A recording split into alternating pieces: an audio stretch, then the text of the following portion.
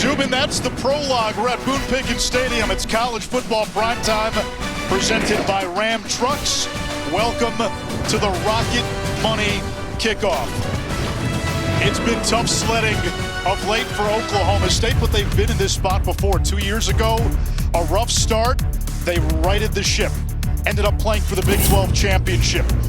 Last year, things fell apart. 0-9 in conference play. So head coach Mike Gundy overhauled his entire coaching staff in the offseason. But then the snake bite on the third series of the season. Starting quarterback Hoss Haney breaks his foot. He's out indefinitely. Last time out against Oregon, the worst loss of the Gundy era, the worst for the program in more than a century. And it has fueled widespread speculation about Mike Gundy's future in Stillwater. Tonight, Gundy will turn to his backup quarterback, Zane Flores, making just his second career start. It is his third year with the program, but he hadn't played in a game until this season at this level. Now, Tulsa will also start its backup. Baylor Hayes makes his second straight start, third of his career.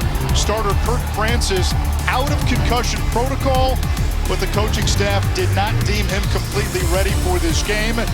And Hayes will have a former Cowboy to throw to and hand off to in Braylon Presley, coming back to Stillwater as a member of the Golden Hurricane. And Anish Shroff, the Heisman Trophy winner, Andre Ware. We'll hear from Paul Carcaterra in a moment. Andre, in a season where Oklahoma State doesn't play Oklahoma, bedlam's brewing in these parts. Yeah, it really is. I mean, there are loud rumblings about Mike Gundy and his seat as the head coach of the Oklahoma State program. And I'll tell you this, he's a good football coach. He's won games, won a lot of games, and had successful seasons here. It would take him about 5 minutes if he were let go from this program to get his next job. Be careful what you wish for, because you may not reel this thing back in if you indeed go that direction. Tonight we're going to have two backup quarterbacks going, which means we expect a lot of the run game, and that's where today's Spotlight is, brought to you by Rocket Money. Yeah, Anish, for Tulsa, we'll see Dominic Richardson, and they will lean on him early and often through this ball game. Coordinator told us this week, that he would get about 20 touches, 20-plus touches when he's going. Boy, is he special to watch in Tulsa's offensive attack. He averages about 5.5 yards per carry on the season, and that's to go along with 2 touchdowns. On the other side for Oklahoma State, it's Rodney Fields Jr. He's finally healthy. He's back to being himself, and they're looking for some juice on the offensive side of it. He'll be looked upon to provide exactly that. 2 years ago, when the Cowboys were able to get the thing right, they turned to a running back and centered the offense around a guy named Ollie Gordon, who scored a touchdown for the Miami Dolphins last night. This has been the Rocket Money Kickoff. That's right. Buy one hand-smashed Angus beef Sonic Smasher and get another free. It's the dual threat quarterback of burger deals. Buy one, get one free in the Sonic app. 2, please. Make that 3 with the Capital One Saver card. You earn unlimited 3% cash back on dining and entertainment. 3% cash back on salty, 3% cash back on sweet. You know this movie's 3 hours, right? Good call. Are you in this one? Yeah, I'm in this one. Get your tentacles off my 3% cash back. Oh, perfect delivery. Oh, what's in your wallet? From Stillwater, Oklahoma, it's the Big 12 Conference on ESPN. When we spoke to Cowboys head coach Mike Gundy this week, he addressed the noise. He understood the frustration of some fans, but he was also authentic, raw, unapologetically himself. And Paul Carcaterra, that's how he's always been. Indeed, Anish. Mike Gundy is a larger-than-life personality in Stillwater and college football as a whole, and he's given us plenty of things to smile about and laugh about over the years. Where are we at in society today? Come after me. I'm a man. I'm 40. Your #1 ranked Cowboys against the #2 ranked Penn State Nittany Lions. The teams are coached by the 2 greatest American wrestlers ever. And back in 2017, Mike Gundy and his quarterback Mason Rudolph riled up the crowd at a Cowboy pep rally. In 2018, he played the saxophone during an Oklahoma State basketball promo, and he also shared with his sons his love for hunting rattlers. Mike Gundy, always authentic. That's a little bit too close to that snake for me. Be about 50, maybe 100 yards away on watching from afar. Mike Gundy telling us, I haven't forgotten how to be a head coach. He's figured things out in the past, and however this thing ultimately ends, he has been one of the gems of college football over the years in terms of entertainment value. Tulsa won the toss, elected to defer, and Oklahoma State will bring it out to the 25-yard line. Zane Flores will make his second start.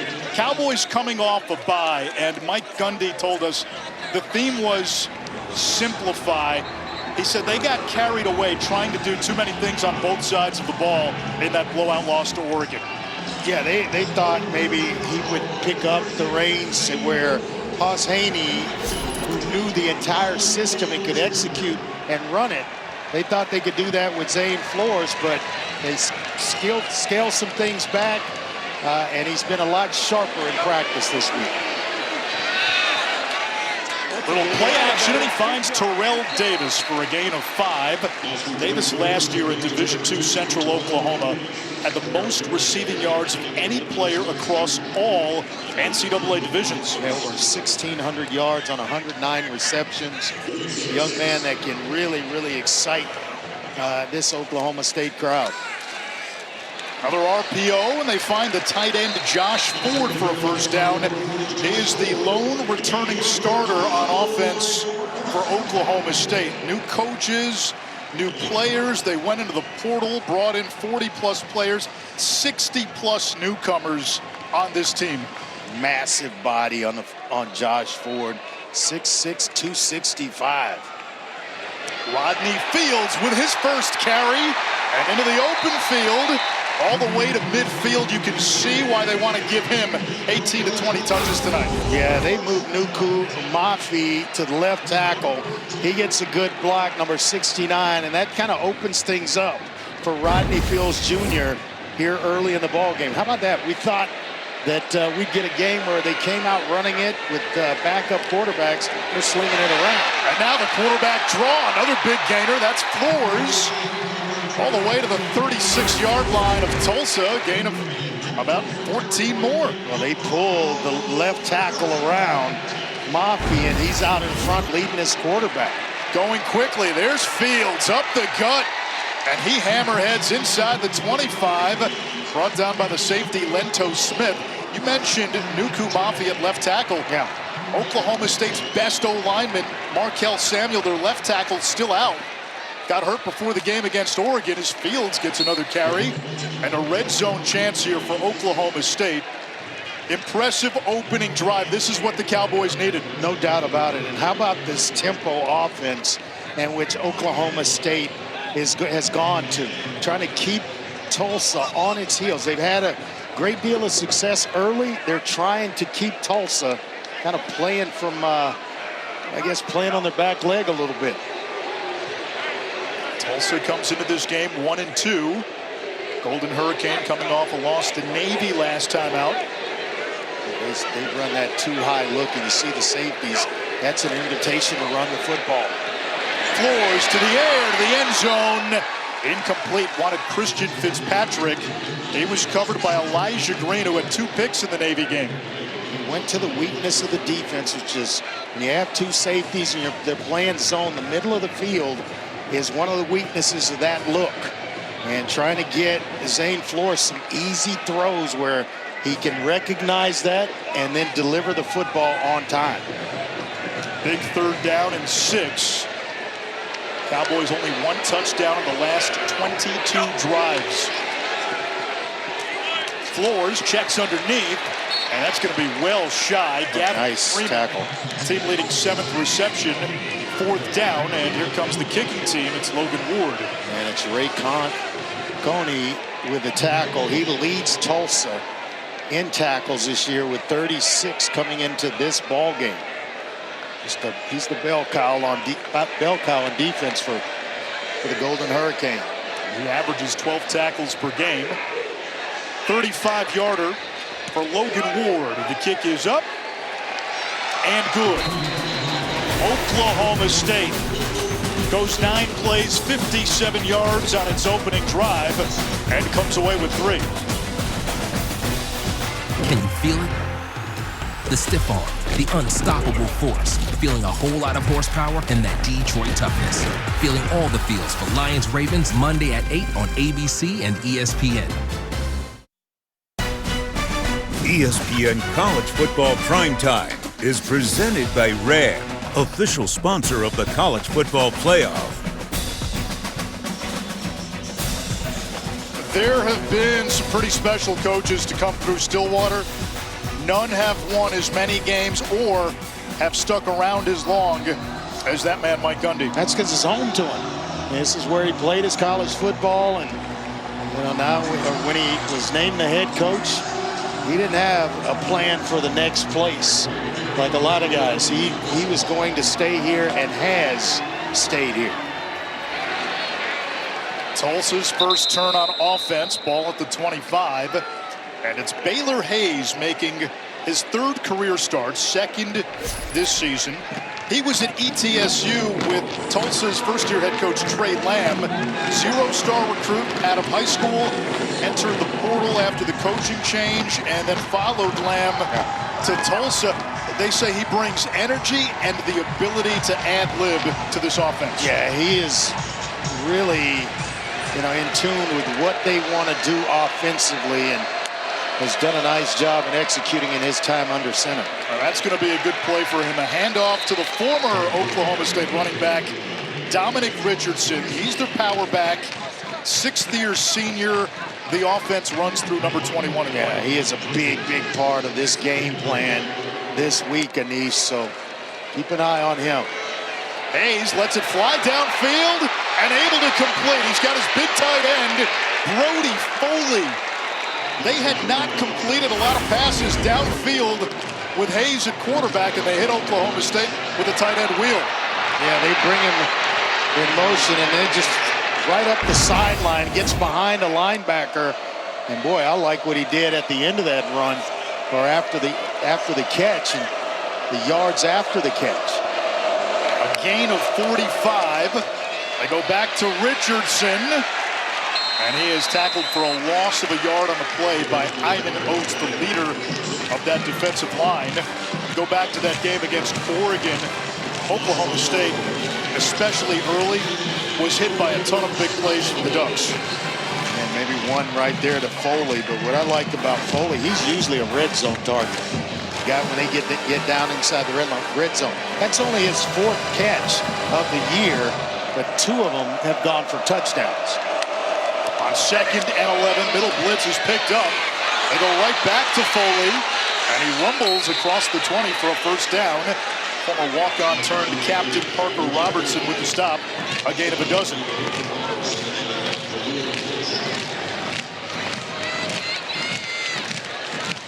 That's a nice job of recognizing coverage. He had 2 slot receivers there, Anish uncovered. And how about the youngster in Baylor Hayes, recognizing coverage, getting the ball out quickly. This is a nice responsive drive to what Oklahoma State was able to do. 2 tight ends into the game. Lucas went wide, looking for Richardson on the wheel. Oh, and he had him. Oh, Richardson came out the back door and was wide open. That's one that you have to, if you can't, float over the defender and into the hands of Richardson, and there was no one out in front of him. Cam Smith knocked it away, potentially saving a touchdown.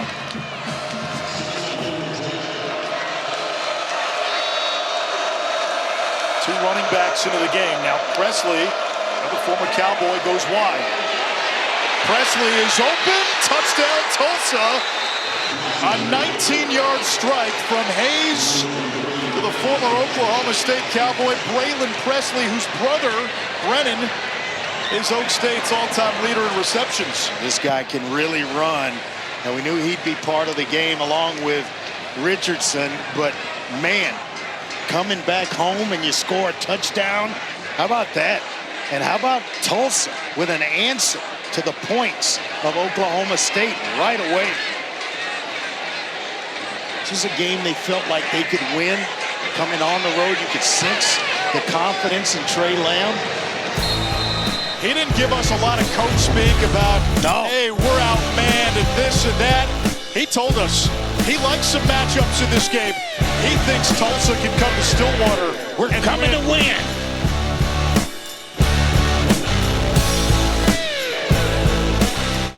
Did you know Geico has a 97% customer satisfaction rating? Is it weird seeing yourself on TV? It's my job, isn't it? To let people know that Geico's more than just savings. Certainly have our cat's attention.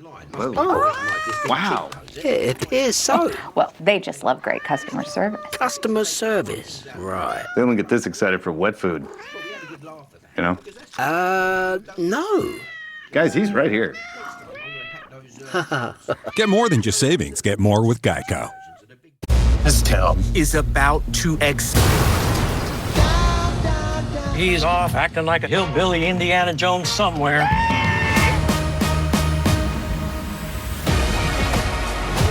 Behind every great fortune is a great crime. Don't die! Don't get killed! Have you thought about therapy? FX is The Lowdown. Premieres Tuesday at 9 on FX. Stream on Hulu. All my ladies roll your deal like this. When you move your body, feel confident. All my ladies try this deal real quick. Let your body how you see fit. My neck, your back, I smell so good, they ask. Welcome to Dave & Buster's Game Day HQ, the best place to watch every play. 10 wings for $10. Nice move. Watch every game with Game Day deals at Dave & Buster's. It's all happening too fast. What, you nervous about the wedding? No, it's the house, dude. We got approved. Bro, don't stress. This house, it's the one. Speaking of the one, caterer. We need a caterer. How about the new Ultimate Trio? Choose 3 apps, 3 sauces. Over 80,000 combinations for only $14.99. Now that's a heck of an option play. Applebee's new Ultimate Trio. Team, it's been a grind, but I think I've aged you well. Some might say perfect. Who's ready to show who's the cheesiest? I woke up feeling the cheesiest, coach! Cheese it.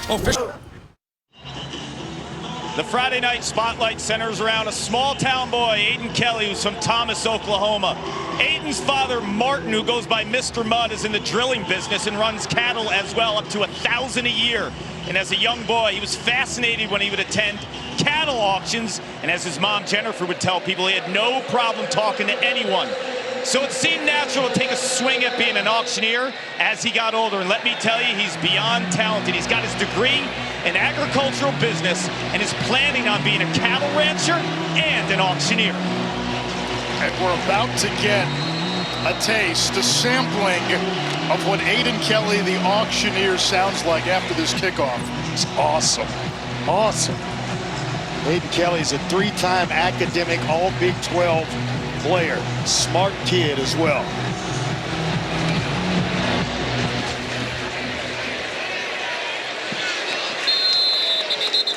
A couple years ago, Anish and Andre, Aiden showed off his talent at a Cowboy basketball game. Check this out.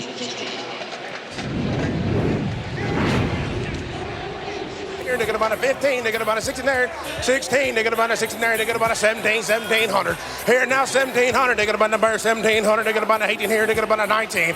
Here now 1900, they're going to buy number 1900. 1900, they're going to buy number 2000. $2,000 bid number, they're going to buy a 21 too. Oh, that's great. That's amazing. I could listen to that all day. That is amazing. Oh, man. First down, Rodney Fields gets the call. Kark, how much caffeine do you need to go that fast?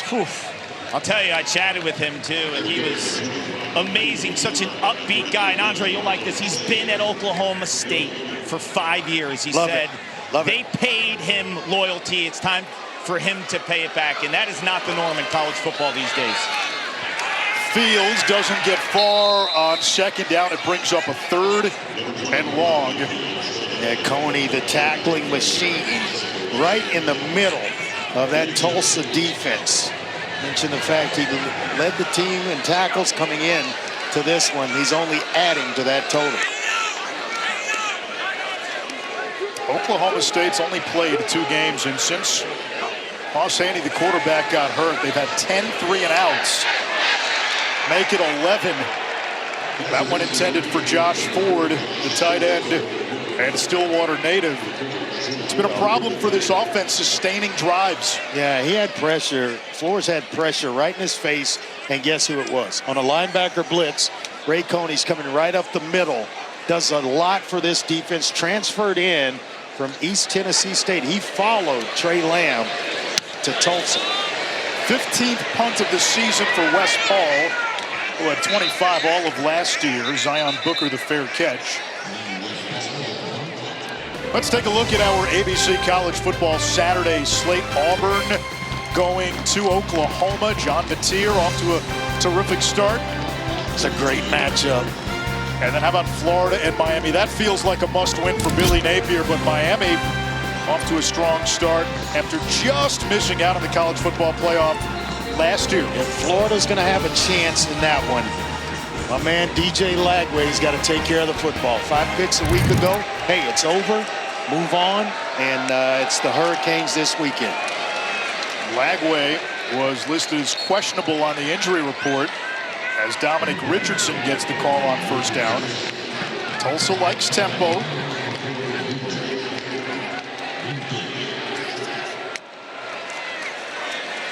Another RPO, and they go right back to the tight end, Foley, his 3rd catch. You're right, Andre. He was known as a red zone guy. Yeah. 3 catches already, which doubles his career total. Sometimes when you spend all week scouting a guy, or they only throw to him in the red zone. Not the case with Foley. Let's see if forward progress gives Richardson the first down. It'll be close, and he does move the chains. Something to keep in mind. Tulsa in 3 games has gone for it 12 times on 4th down. They like to be aggressive, especially when they get across the -45 midfield. It's often 4-down territory. And that's the case with a lot of programs this day and age as they go from the book. That so-called book that tells you when to go for it and what the percentages are. Zion Booker, their top receiver, 0 and white, the motion man. Hayes checks down, finds an open receiver. Micah Tease across midfield and into Cowboy territory, a pickup of 15. Yeah, Tease is the team's deep threat, but it's just poor tackling on the part of the Cowboys defensively. 2 guys there should have had him down. Cale Smith being the second. There's the bubble screen. Booker breaks a tackle. And that could have been a negative play. Instead, a gain of 2. And Oklahoma State wasn't quite lined up when that ball was snapped. Yeah, and it's still, they're in position to make a play to hold it to a short gain, maybe no gain.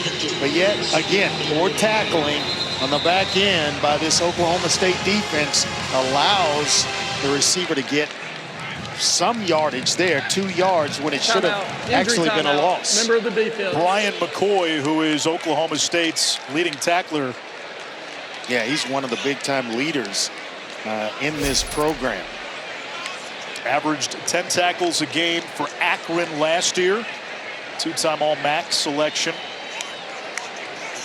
That is a guy that walked off the field with Coach Gundy. You see him there in the shot. And that loss to Oregon because he said he knew exactly how much the game means to Brian McCoy Jr. You go back to a year ago, think of all the key star players that Oklahoma State lost on defense. You got arms like that, right? You working on them? With Photoshop, yes. Man, is he put together, right? I mean, that's a guy that puts some work in the weight room right there. That's what you call bowling ball shoulders.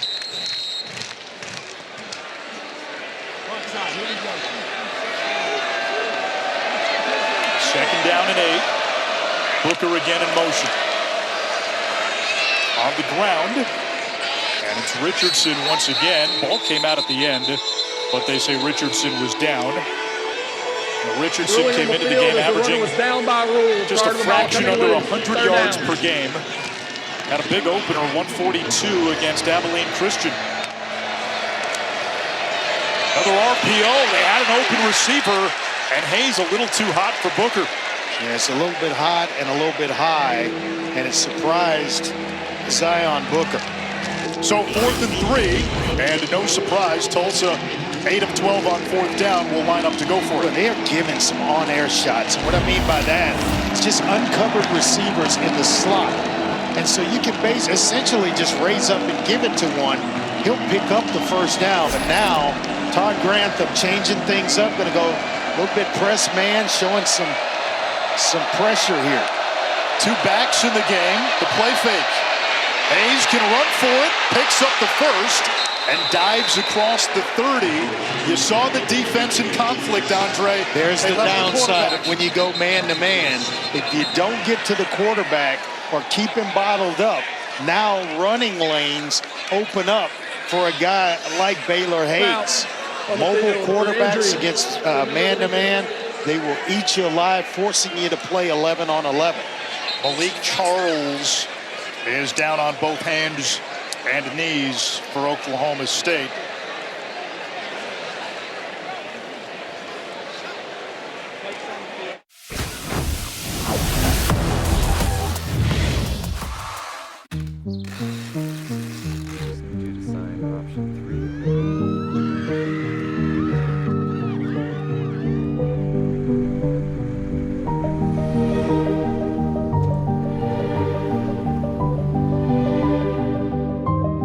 Helps millions spend smarter and save more for the things that matter most to them.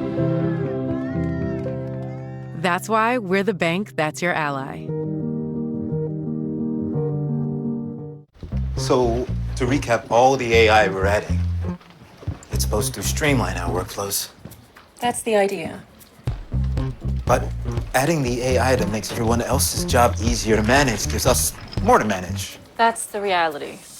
Well, that's not very streamlined. That's the irony. Any business can use AI.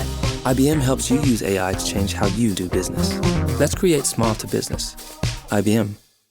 $7 for coffee? Nah. How about Sonic's salted caramel toffee iced coffee with cold foam for only $2.99? It's the fancy without the pricey. You want to live free? A new era of Audi electric performance is here. Built to outperform expectations.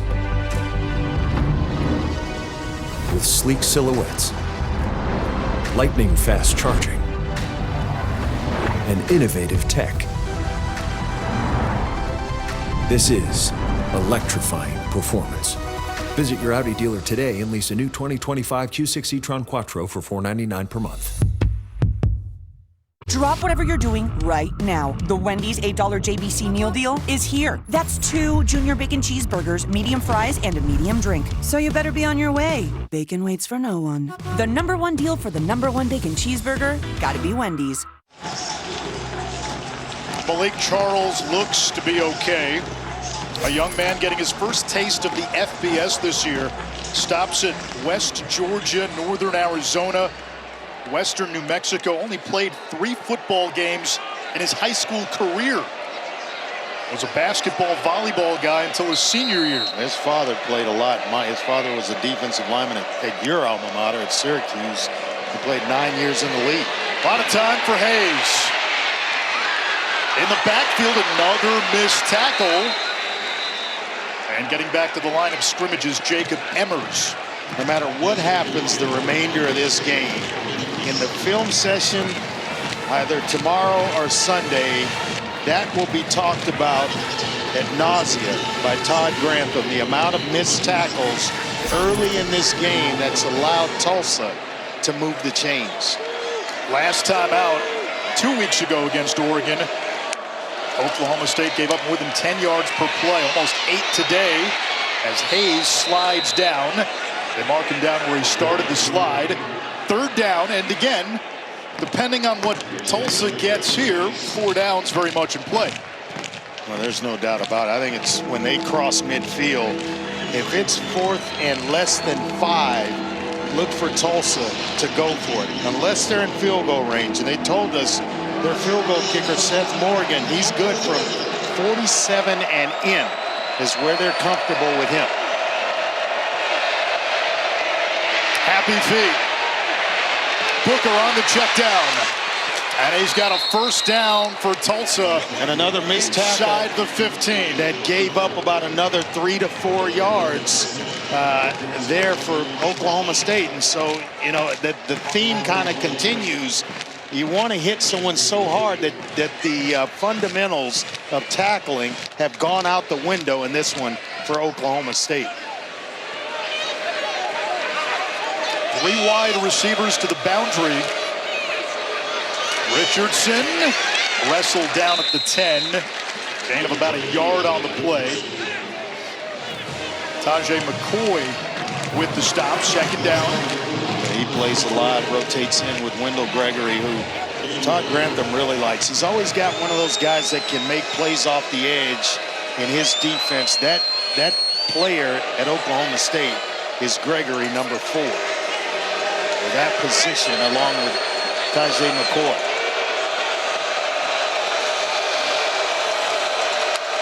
Micah T's the motion man. Here's pressure, and that ball matumboed back by Tajay McCoy. No. McCoy making plays in consecutive downs. Moving him around a little bit, letting him make some plays, and times that one just right. Not sure who Baylor Hayes was trying to get it to, because Zion Booker, who's trying to sneak out underneath the coverage or under the defense, he was being trailed by a linebacker. It might have been a blessing in disguise. 14th play of the drive. Pressure up the middle. Nothing going on for Zion Steptoe. The Purdue transfer, who moved from DB to wide receiver when he came to Tulsa. And here comes Seth Morgan in the kick team. And this is the distance in which he's pretty comfortable. 3 or 4 on the year.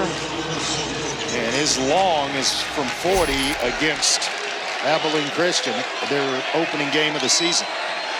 A 27-yarder to make it a 7-point game.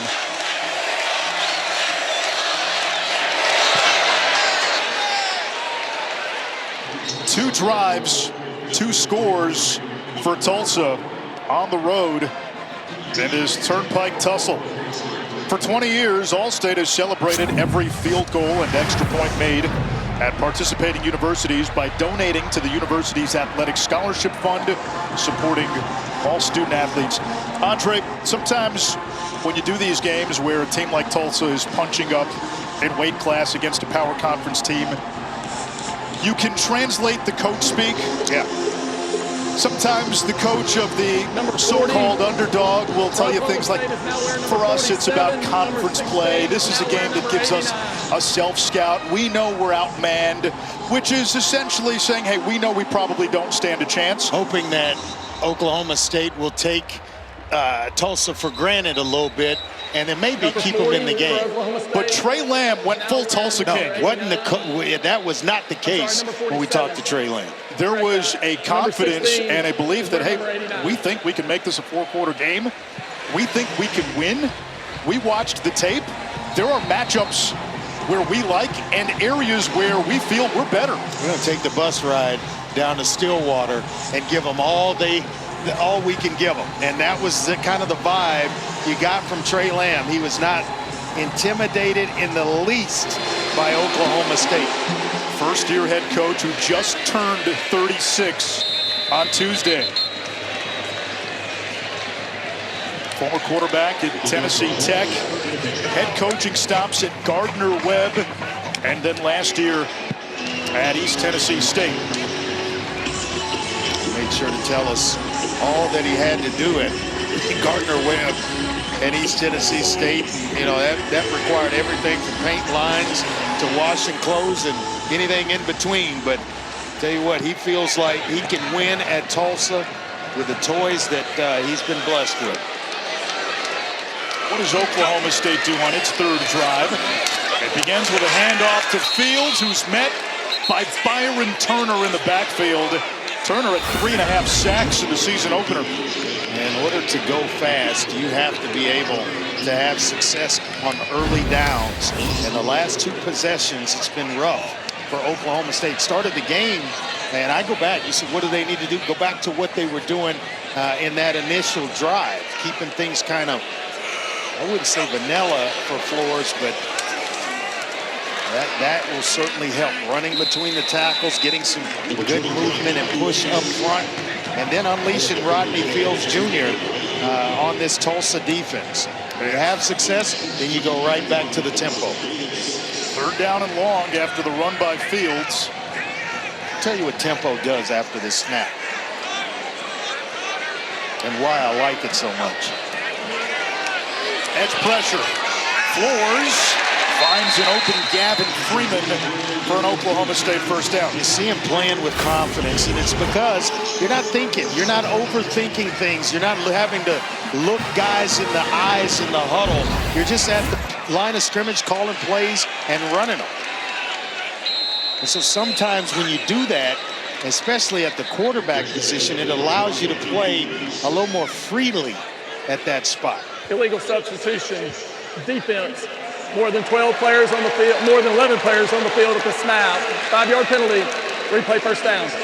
And a substitution on Tulsa. Now this is when you get a free 5 yards. It's essentially a free down. Tulsa trying to substitute when Oklahoma State didn't, and they're going to have to wait, you know, until Oklahoma State does that, especially when they're already at the line of scrimmage. There's a tunnel screen to Fields, who's lassoed for a loss of a yard by Lento Smith, the safety, who had a career-high 9 tackles in the loss to Navy. Yeah, unless the ball is spotted towards your sideline, if you're Tulsa, you can't get guys on and off the field if Oklahoma State is trying to go tempo. But it was also an opportunity to take a shot down the field. On the fly sweep, Royal Capel, the true freshman, and he has enough for an Oklahoma State first down. You get 1st and 5, Anish. That's when I think you dial up a play for Gavin Freeman, Sam Jackson, Terrell Davis, one of those guys that can stretch the field. It's a free down. Go deep.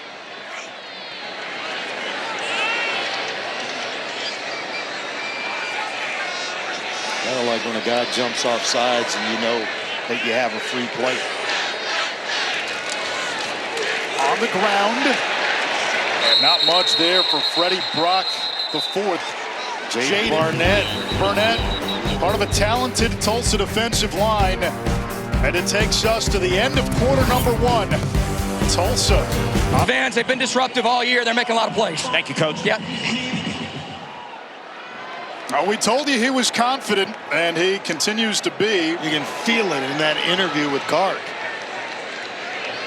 They've got Oklahoma State in 2nd and long to begin this 2nd quarter, near midfield. Off play action. Pocket collapsing, and Flores missed an open Fields. And now it's a 3rd and long. Boy, and I tell you what, Fields had a lot of room to maneuver out in front of him. Had Flores been able to complete that. Had a couple of blockers, and with his shiftiness and ability to make people miss, that may have been trouble for Tulsa. Trying to set up the screen. And they're going man-to-man across the board, 2-man. 2 high safeties and man underneath. Press coverage. Draw play. And Fields only gets a yard. Let me tell you something, Anish. They are being dominated at the line of scrimmage. When you cannot run and execute a simple draw play against a 4-1 look. Now, what I just described to you, 2 high safeties, man underneath, that leaves 5 guys, the 4 down linemen and just the middle linebacker.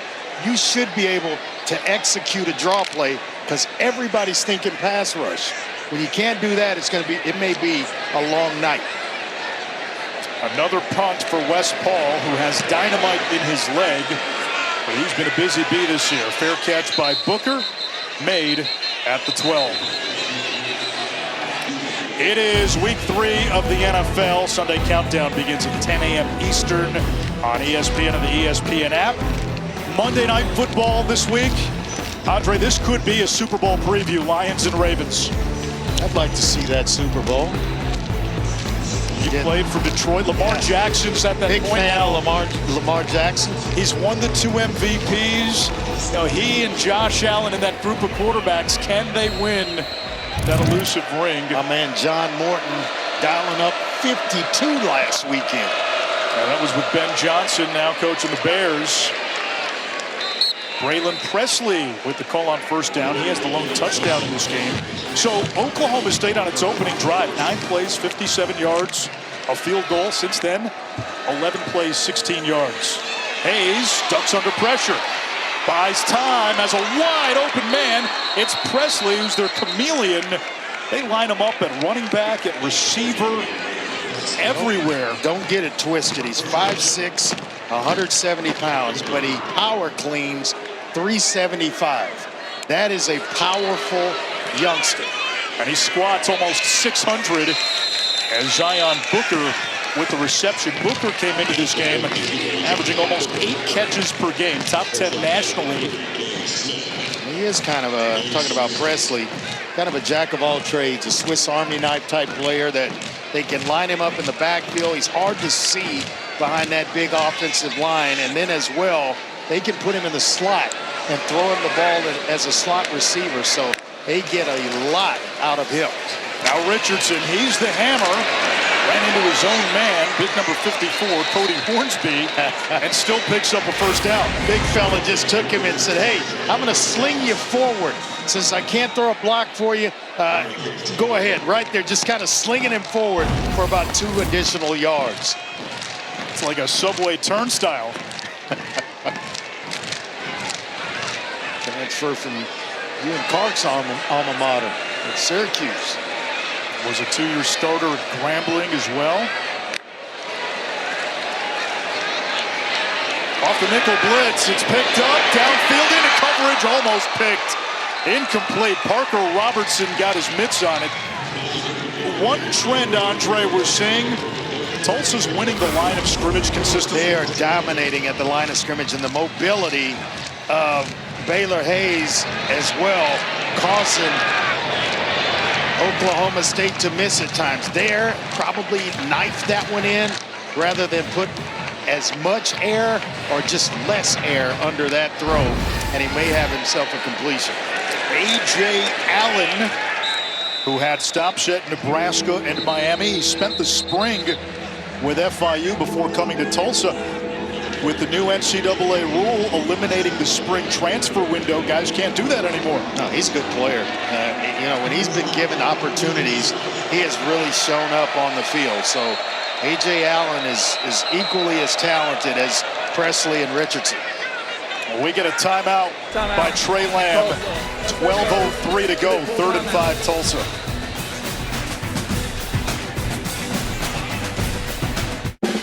Okay, goal of this play is to get USAA membership. Why do we love USAA, team?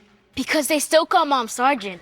And they pay Dad's claims super fast after that scary thunder. And they make it easy for Grandpa to have insurance and banking in one app. That's right. USAA is so good. Gotta make this play work for me.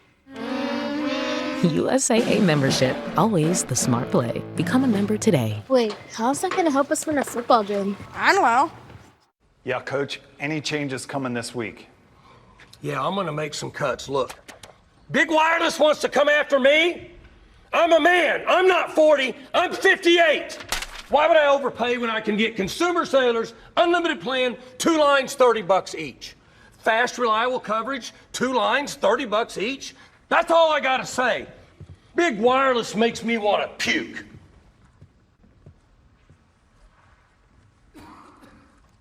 Let me tell you about this new pretzel cheddar club. Hey, I'm Carlos. And I'm Ebony. And a little thing we love about the Chick-fil-A Pretzel Cheddar Club is the tangy Dijon with the pretzel bun. When I add the Dijon mustard to this pretzel bun, it takes it to a whole nother level. It goes perfectly with the chicken and the cheddar cheese and the bacon. Man, you know how much you love bacon. And I love the different varieties. Grilled, spicy, original. It gets you nice and excited for fall. Real guests paid for their testimonials. A college football doubleheader. Let's go! Who is primed to make some noise? Auburn at Oklahoma. Florida at Miami. Saturday on ABC. Anae Schroff, Andre Ware, Paul Carcaterra, Friday night in Stillwater. 3rd and 5, Tulsa after a timeout, and this may be a scheme to set up 2 plays here, given where they are on the field. There's no doubt. Remember, we talked about it earlier in the first quarter. When they get past midfield and it's 4th down and less than 5, that 4th down is in play for Tulsa offensively. On the ground, Dominic Richardson following his puller, and that sets up a 4th down and 1, and this is 100% go-for-it territory. No doubt. I mean, Trey Lamb won't hesitate to leave his offense on the field, and it's like they're bringing in some bigger guys. And Stephen Kittleman, the backup to Baylor Hayes, versus Kirk Francis, who is out tonight, but he's in to run the quarterback sneak or the push too. They'll run it to Richardson. Wow. And he bullies his way inside the 40 for a 1st down. Took on Parker Robertson and won that battle quite easily. He's got 2 backs. They line up in the old T formation. Haven't seen that one in a while.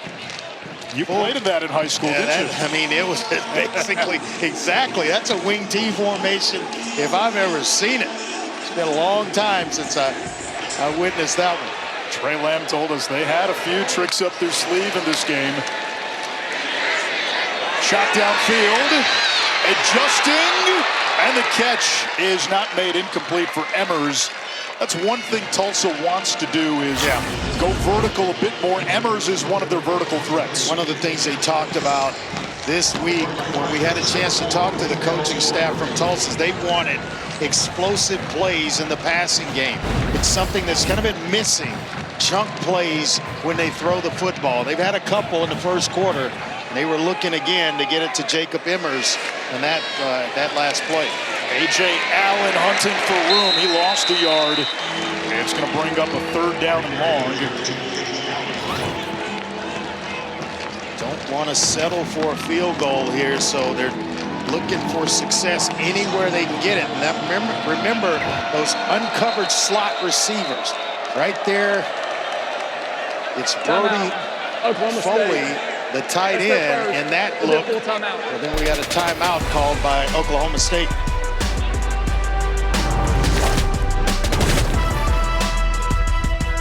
And the All-State AFCA Good Works team, recognizing the athlete for their good work off the field.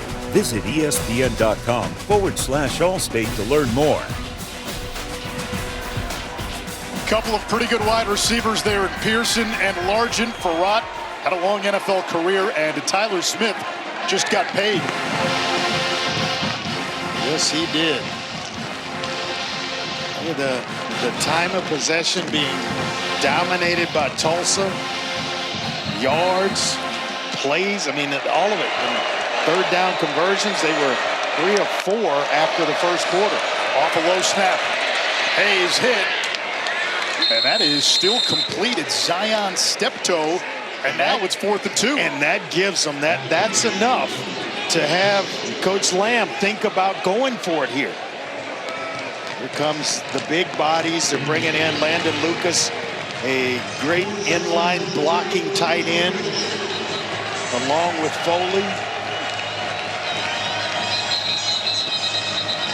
If I'm here, I may get in the ear of Baylor Hayes and say, hey, give me a nice hard count. Take the clock down, force Oklahoma State to stay on that Previous front play hand is under further for a review. while. The ruling on the field Get to is the a line of completed scrimmage, catch. let them stay on that hand, and then bark the cadence at the line of scrimmage.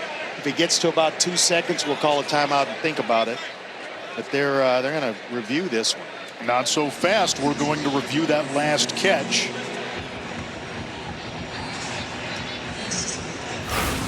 Looked as though he was inbounds the entire time. I'm wondering if the replay officials thought he went out of bounds and came back in to make that catch. Looking at that right foot along the sideline. Hard to tell from that angle. Initially, it looks close, but I have yet to see anything to overturn it.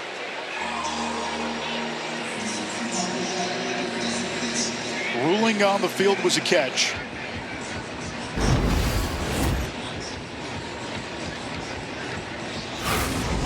Let's bring in Matt Austin, our rules expert. Matt, do you see anything here to potentially overturn the call?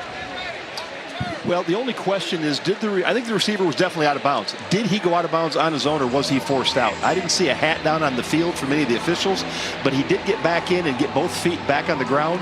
So if they say he was forced out, then it would be a completed catch. Then you've got to reestablish possession or position in bounds, which it appears Steptoe did. It's the right guy for the review. The receiver's name is Steptoe. It's a great football name too. Some guys, you know, when you get a quarterback named Gunner, that's a great name for a quarterback. Steptoe for a receiver, I like it. You know, everybody in my hometown of Dickinson, Texas has a nickname, and we had a guy named Steptoe. Steptoe, well, because he walked on his toes. They're now trying to figure out where that toe stepped. Andre, what's your nickname back home in Davidson? It's simple, Cart. It's Andy. But then there's an attachment to Andy, and it's woo-woo. How? What's the story behind that? I have no idea. The ruling on the field is upheld. I call you legend. 4th down. Called is upheld. So now we've got 4th and short, 4th and about 2 yards for the Hurricane. And they have brought in the big bodies to see if they could get some push. We've talked about winning at the line of scrimmage. Tulsa has been kings in that area. So see if they indeed are able to convert again. Well, they got Sly last time on the 4th down. Here's the nickel blitz. Screen pass to the outside. It's Landon Lucas. Boy, the tight ends have been a big part of the passing game. Lucas with his first catch. Brody Foley has 3. Or Brett Robbins, the offensive coordinator for Tulsa, dialing up some stuff tonight. Got everybody thinking between the tackles. And now 3 of 3 on 4th down conversions for the Hurricane. What does that do to a defense when the opposition converts? You fight to get to 3rd and long or 3rd and whatever, and then you're trying to get yourself off the field. Hayes wisely flushes it toward his own sideline. And so it starts to wear on a defense over and over when you cannot stop an offense, especially getting them to 4th down. You think, hey, job's done. Maybe they'll attempt a field goal or punt it away, and lo and behold, here they come and they convert 3 out of 3 on 4th down. It's one thing to have Oregon march up and down the field against you. That's a championship contender, but Tulsa's moved the ball on every drive. Richardson lowering his pads. Wow, he's close to the red zone. It's 3rd down. He just lowered his pads to the point where he just ran over Brandon Rawls. Rawls ends up getting him around the ankles, but boy, he took the better end of that shot. Fans in Stillwater familiar with Richardson. He had some big games when he was a Cowboy. 3 100-yard games with Oklahoma State, 15 rushing touchdowns. He's played for both teams now in this rivalry. And that 3rd down call led you to believe that if they had gotten enough, 4th down would have been another possibility, but instead here comes the kicking team. Take the points, and a nice play by Jalil Johnson, a super talented player who has just pure ability off the edge for Oklahoma State.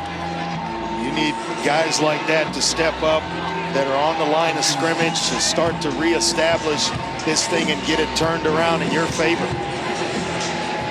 A 38-yarder for Seth Morgan, who has hit from 27. Ooh, what else is doing is shortening the game. It is 13-3. Tulsa has scored on all 3 of its drives.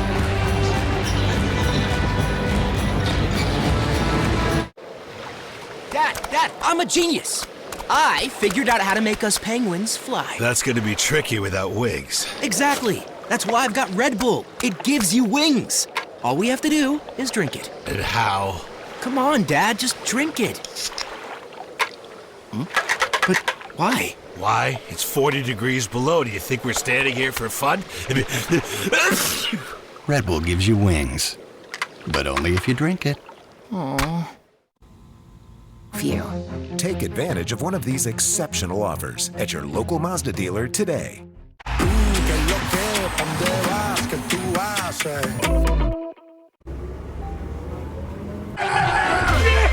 A line on Q3 learnings. Welcome back to what should be a thrilling second half.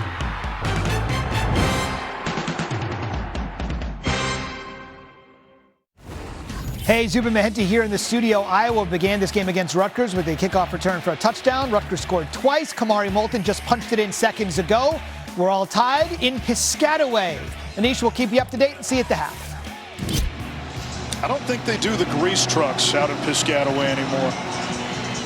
Over here, Tulsa, 3 drives, 3 scores, but the silver lining for Oklahoma State's defense, field goals on 2 of the 3 instead of touchdowns. Yeah, bend but don't break. Their last 2 drives, 31 plays.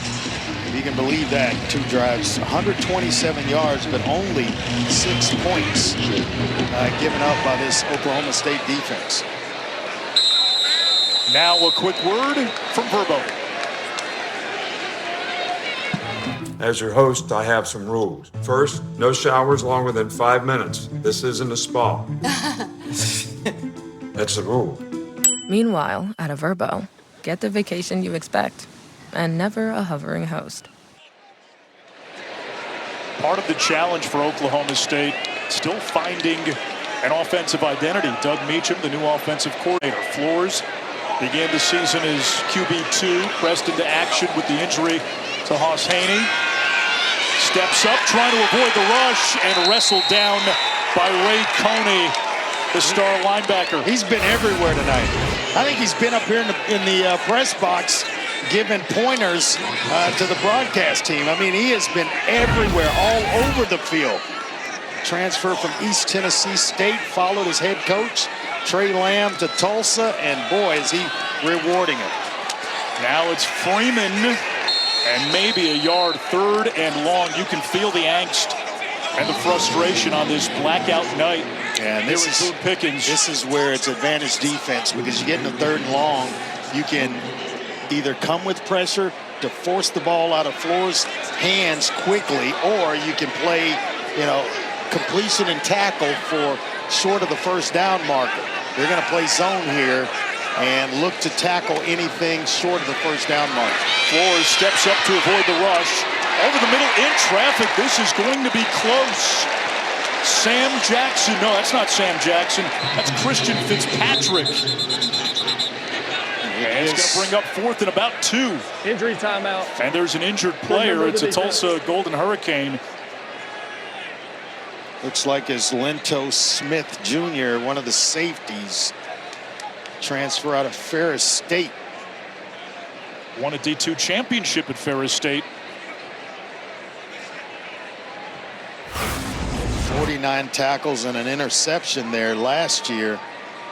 Coming in late, trying to rake that ball out. And Fitzpatrick, who made the catch, he was Marshall's top wideout last year, as they still attend to Lento Smith.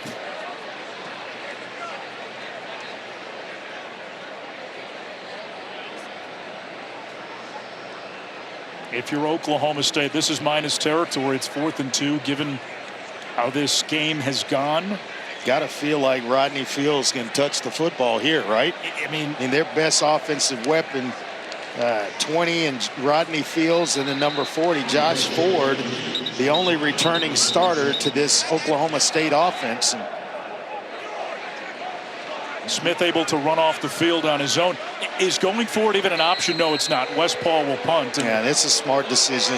Mike Gundy has coached a lot of football, and this is the best decision. I don't care if the crowd's booing right now, but it'd be tough to come back from if they don't make it and Tulsa goes in to score.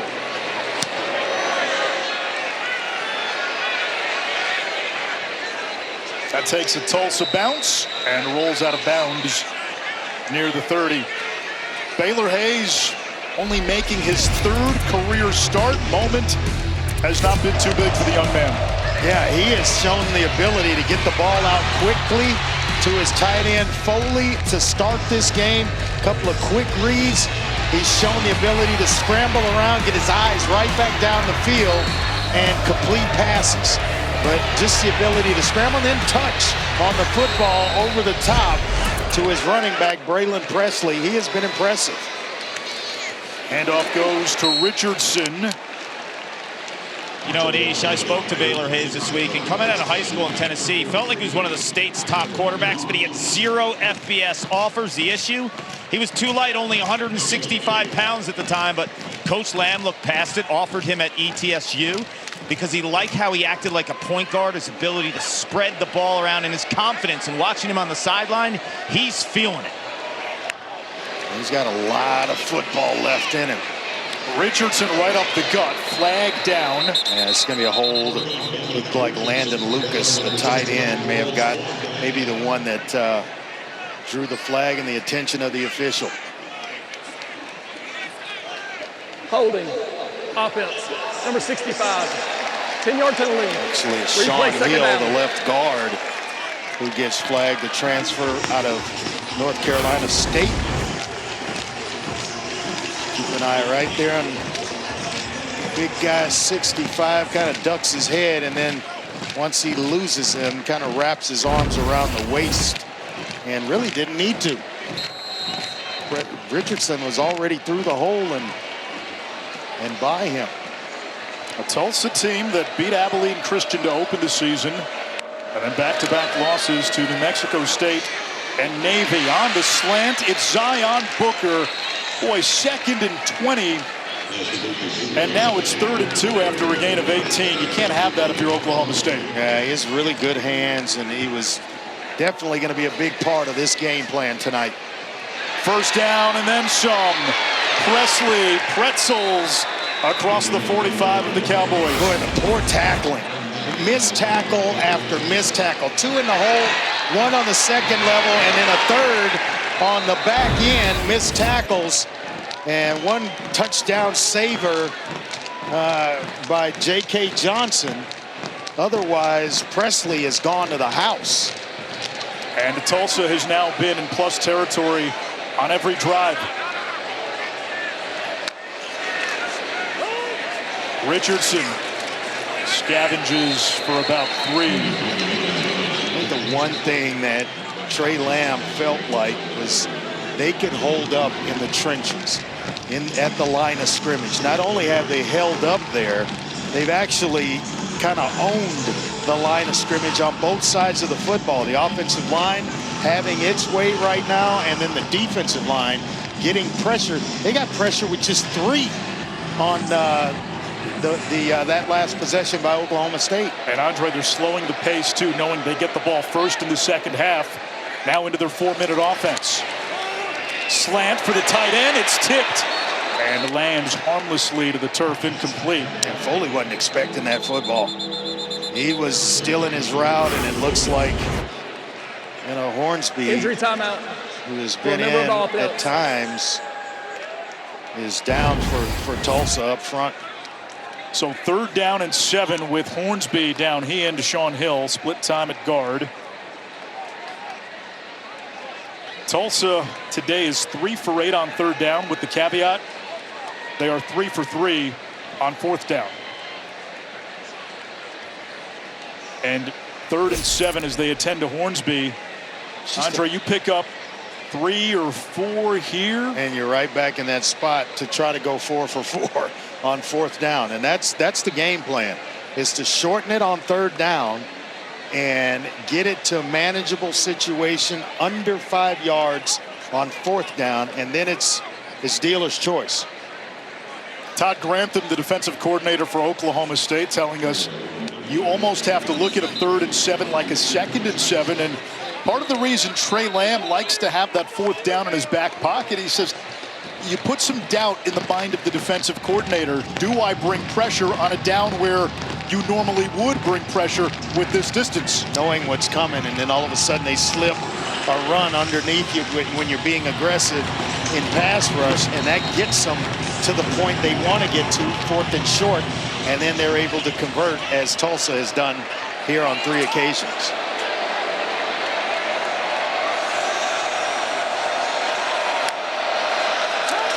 Edge pressure. Another slant, 1st down. Zion Booker, 5th catch already. One more, and he would, for the moment, tie Lewis Bond of Boston College for the national lead in receptions. And now off the 1st down. It looked like they were going back to tempo. A check with me from the sideline.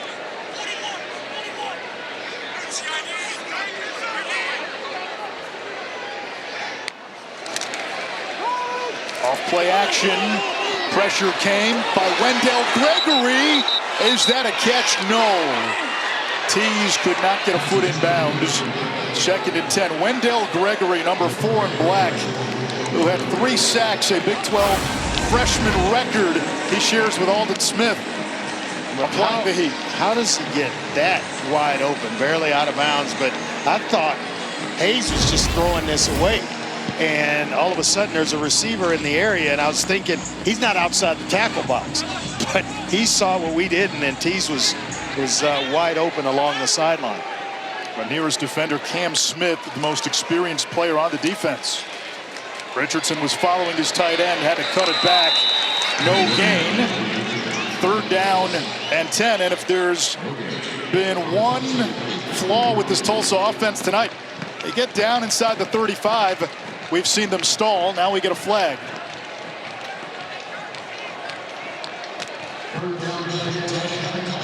No flag.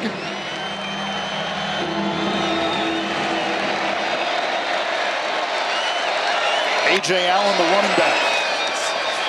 Hayes from the pocket takes a shot for 6. Incomplete, intended for Mekhi Miller. This is still within. They're right at about the 29-yard line. This is well within the comfort zone of Seth Morgan. He hit from 40 being as long, but Coach Lamb told us 47 is where he's comfortable with Morgan, and so they're going to line up and try one here. And it's from 47. 2 for 2 today.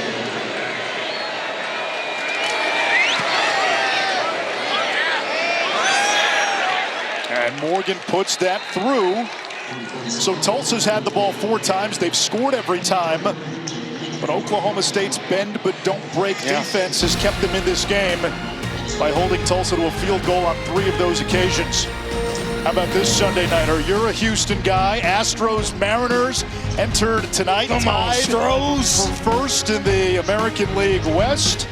Can't have it any better, right? p.m. Eastern. If you're a team's tracking you, or you're trying to track a team, you get to this point in the season, and it's all knotted up in the series. Boy, series I think is in Houston. Got to take care of business.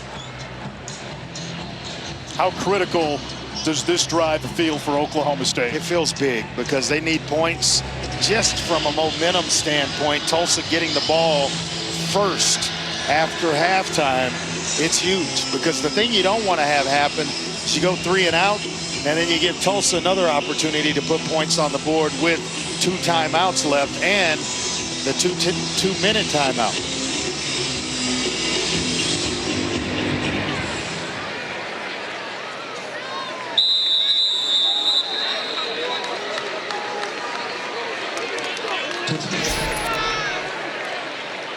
Tulsa has run 29 plays in Oklahoma State territory. The Cowboys 22 total plays. And for Oklahoma State, they have only scored 1 touchdown now on their last 26 drives, and that doesn't include end-of-half situations. It's been a struggle offensively. Hoss Haney played 3 series in the season opener against UT Martin, led Oklahoma State to 2 touchdown drives before breaking his foot. He's out indefinitely, no timetable for a return. Flores takes a shot downfield. Fitzpatrick cannot hold on. I've never understood why defensive backs, and I've never understood it as a player either, why they get up and celebrate when a guy drops a pass. They were beaten, and it wasn't because of anything they did. It's because he just dropped the ball. They get up celebrating like they caused it. It's kind of like a layup. Just kind of pretend you've been there before. Here's the blitz from Coney. It's picked up. Flores, escape route up the middle, and dives to about the 40-yard line. One of the bigger plays. Yeah, one of the bigger plays of the ball game for Oklahoma State offensively, and it's because they were able to shield Ray Coney, the middle linebacker, and that allowed Flores right up the middle of the formation. They're going to play off before the 2-minute timeout. And Flores checks down to his running back, Fields. We come to the 2-minute timeout. And a flag.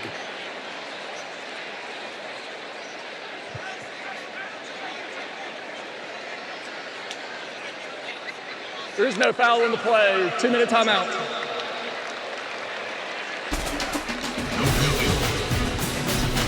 .159 to go. Can Zane Flores and Oklahoma State put up a few more points before halftime? Texas Tech and Utah. How Miami can continue rolling over reeling Florida. Jackson Arnold back in Norman. But is his replacement the real story? And Anish, yes, the grease trucks long gone from College Ave. See it that. Well, that's a shame. Flores hands off to Fields, who moves the chains for Oklahoma State. These two schools only separated by about 70 miles. 77th meeting. Oklahoma State's won the last 10. Flores to the air. Has an open man. That's Sam Jackson, the 5th. A former quarterback at TCU and Cal, but hang on. Penalty marker down. It's coming back. I tell you what. Zane Flores stood in the pocket, delivered a nice ball, but all for naught of pass interference. Magic. Offense, number 40. Yeah, 15-yard penalty from the previous spot. They're going to call it a replay pick. First down. Offenses call it a rub. First penalty of the game for Oklahoma State. But boy, I like the execution there by Zane Flores.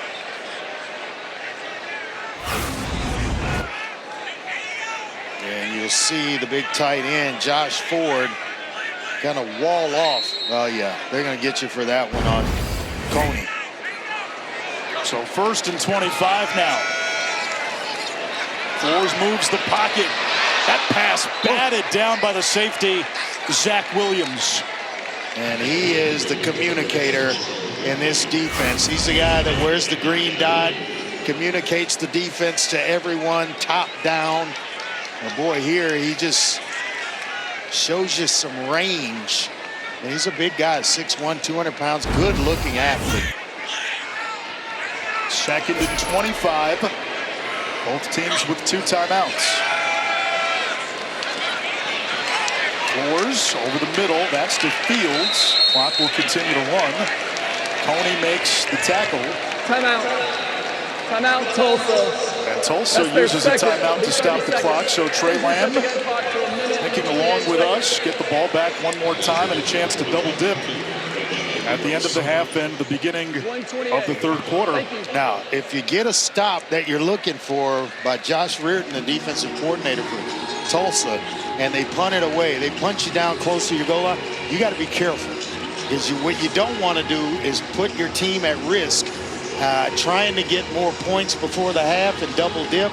Then all of a sudden you turn it over and it amounts to Oklahoma State getting points. So You got that to think about as you're calling this timeout to try to save time for your offense. Oklahoma State, after scoring a field goal on its opening drive, has punted the last 3 times out. In the loss to Oregon, West Paul punted 10 times. Cowboys had more punting yards than total offense in that game. Tell you what, the more Zane Flores plays, the more he starts to look like he belongs. And he's not really showing a lot of inexperience. Here's the blitz. Flores runs and driven out of bounds. It'll bring up 4th down. Ty Cooper, one of the D linemen, tracked him down. And Flores comes up well short. It'll bring up a 4th down. It'll bring in West Paul. And this is where, if you're Tulsa, you did what you wanted to do in terms of saving the timeout when Flores goes out of bounds. But now you've got to take care of the football. And be on alert for maybe a fake here.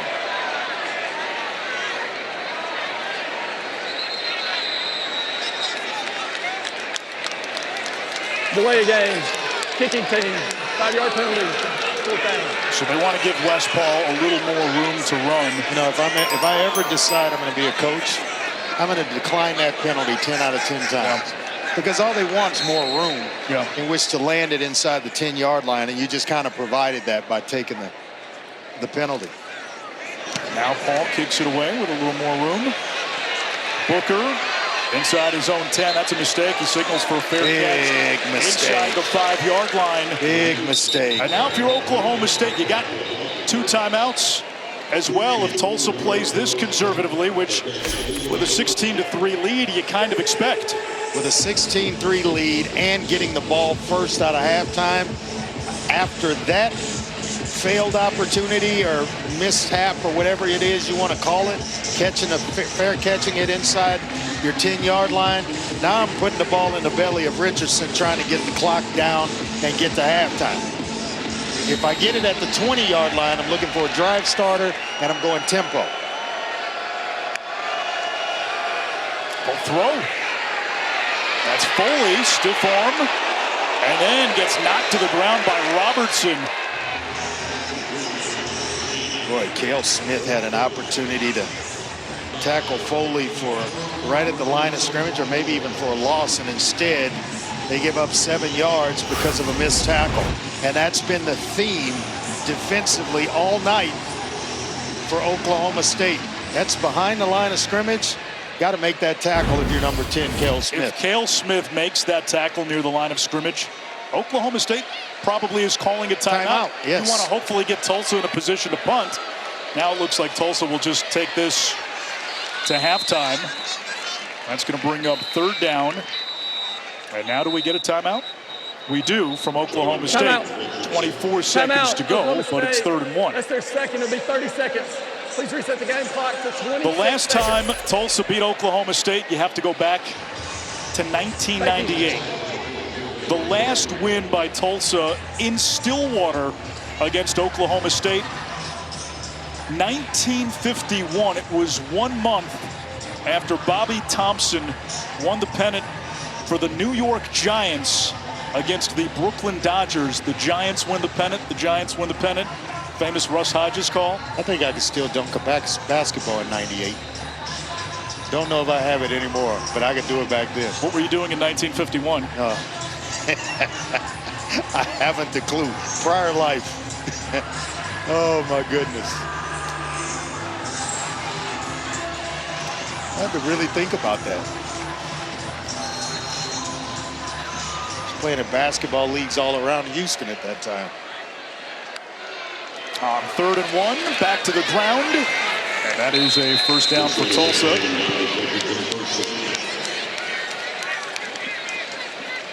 We'll see if the Golden Hurricane call another play. They are walking to in the locker room. Oklahoma State has a timeout, so does Tulsa. And Trey Lamb now waving still not his quite. offense. Yeah, still not sideline to the 20-yard line where you say, hey, 22 seconds. If it's beyond the 20, let's call the timeout or let's go tempo. No, it's beyond the 20. You let the clock run out, go to the locker room, and all those things that you had in your head, save them for the second half. Oklahoma State exits to a chorus of boos. Tulsa with a double-digit halftime lead against a power conference team for the first time in 20 years. Halftime report after this. This game track brought to you by American Express.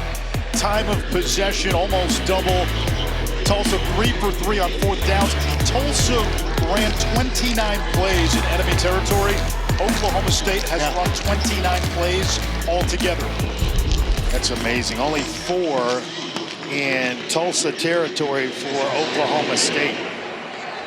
And Baylor Hayes, the second string quarterback, starting with Kirk Francis not quite ready in his return from concussion protocol. Dominic Richardson, he was the definition of a bell cow with 16 carries for 44 yards in the first half. Picks up 19 as we check in with Paul Carcaterra. We're owning the line of scrimmage on both sides of the balls. That's what Trey Lamb just told me moments ago. And he loves the command of Baylor Hayes, his freshman quarterback, who just threw that out pattern right there. He said that he's feeling it. He's in a groove.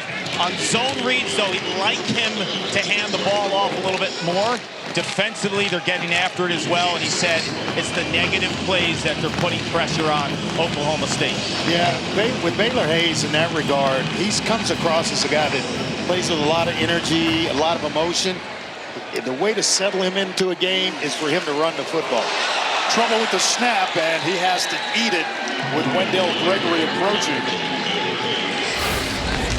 And now bringing up third down. That one just kind of took his eyes off the football and assumed that he could handle it cleanly. That is one of the reasons I am not a big fan of the shotgun, is because your eyes, you have to make sure that you are catching it cleanly every single time, and coverages change. Trying to get out to an outside run, it's tough. On 3rd and 10, wide open is Zion Steptoe for a Tulsa first down, a gain of 16. You have to respect Steptoe's speed. He's a guy in this offense for Tulsa that can take the top off of it, and you respect his speed. That's why coverage is so loose. The only guy in the picture was Dylan Smith, who was one of the safeties. Easy throw and catch for Baylor Hayes. And Tulsa, surprise, surprise, back in plus territory. Hayes on the keeper. Scampers out of bounds inside the 35. Trying to keep himself healthy. He realizes that Kittleman is the next guy up. He wants to stay in and play and not take unnecessary hits. Can't blame him. I watched, as a kid growing up, Franco Harris do that a lot. Instead of taking that punishment, lowering the shoulder, step out of bounds and come back the next play. Empty set here on 2nd and 4. Quick throw near sideline. Richardson the catch. Enough to move the chains. Boy, they have been getting Richardson involved. 17 carries. That's his second catch. Well, they have called a magical game offensively. This Tulsa Golden Hurricane offense. It seems like when Oklahoma State thinks they're going to run between the tackles, they do something on the outside. When they think they're going to pass, they run. When they think they're going to run, they're passing. It's just, you know, a boxing clinic going on right now. There is Richardson, tackled at the line of scrimmage, no gain. Kind of like Bud Crawford and Camelo last weekend, Alvarez. Bud just took him to school. Took him to school. Well, the challenge for Tulsa tonight has been they get inside the 35. 4 scoring drives, 3 of them have ended with a field goal. They only have the 1 touchdown, and that is what is keeping Oklahoma State in the game. But what offsets that is time of possession. Hayes, incomplete for A.J. Allen. I think A.J. Allen thought he was getting the football there, and really wasn't prepared to receive it. He had a crosser underneath I thought he could have gone to. That was a tight window to try to squeeze one into Allen. But they have lived in Oklahoma State territory in this one. 50% on third down, 6 of 12 for the night for Tulsa. Not to mention 3 for 3 on fourth. Here comes the blitz.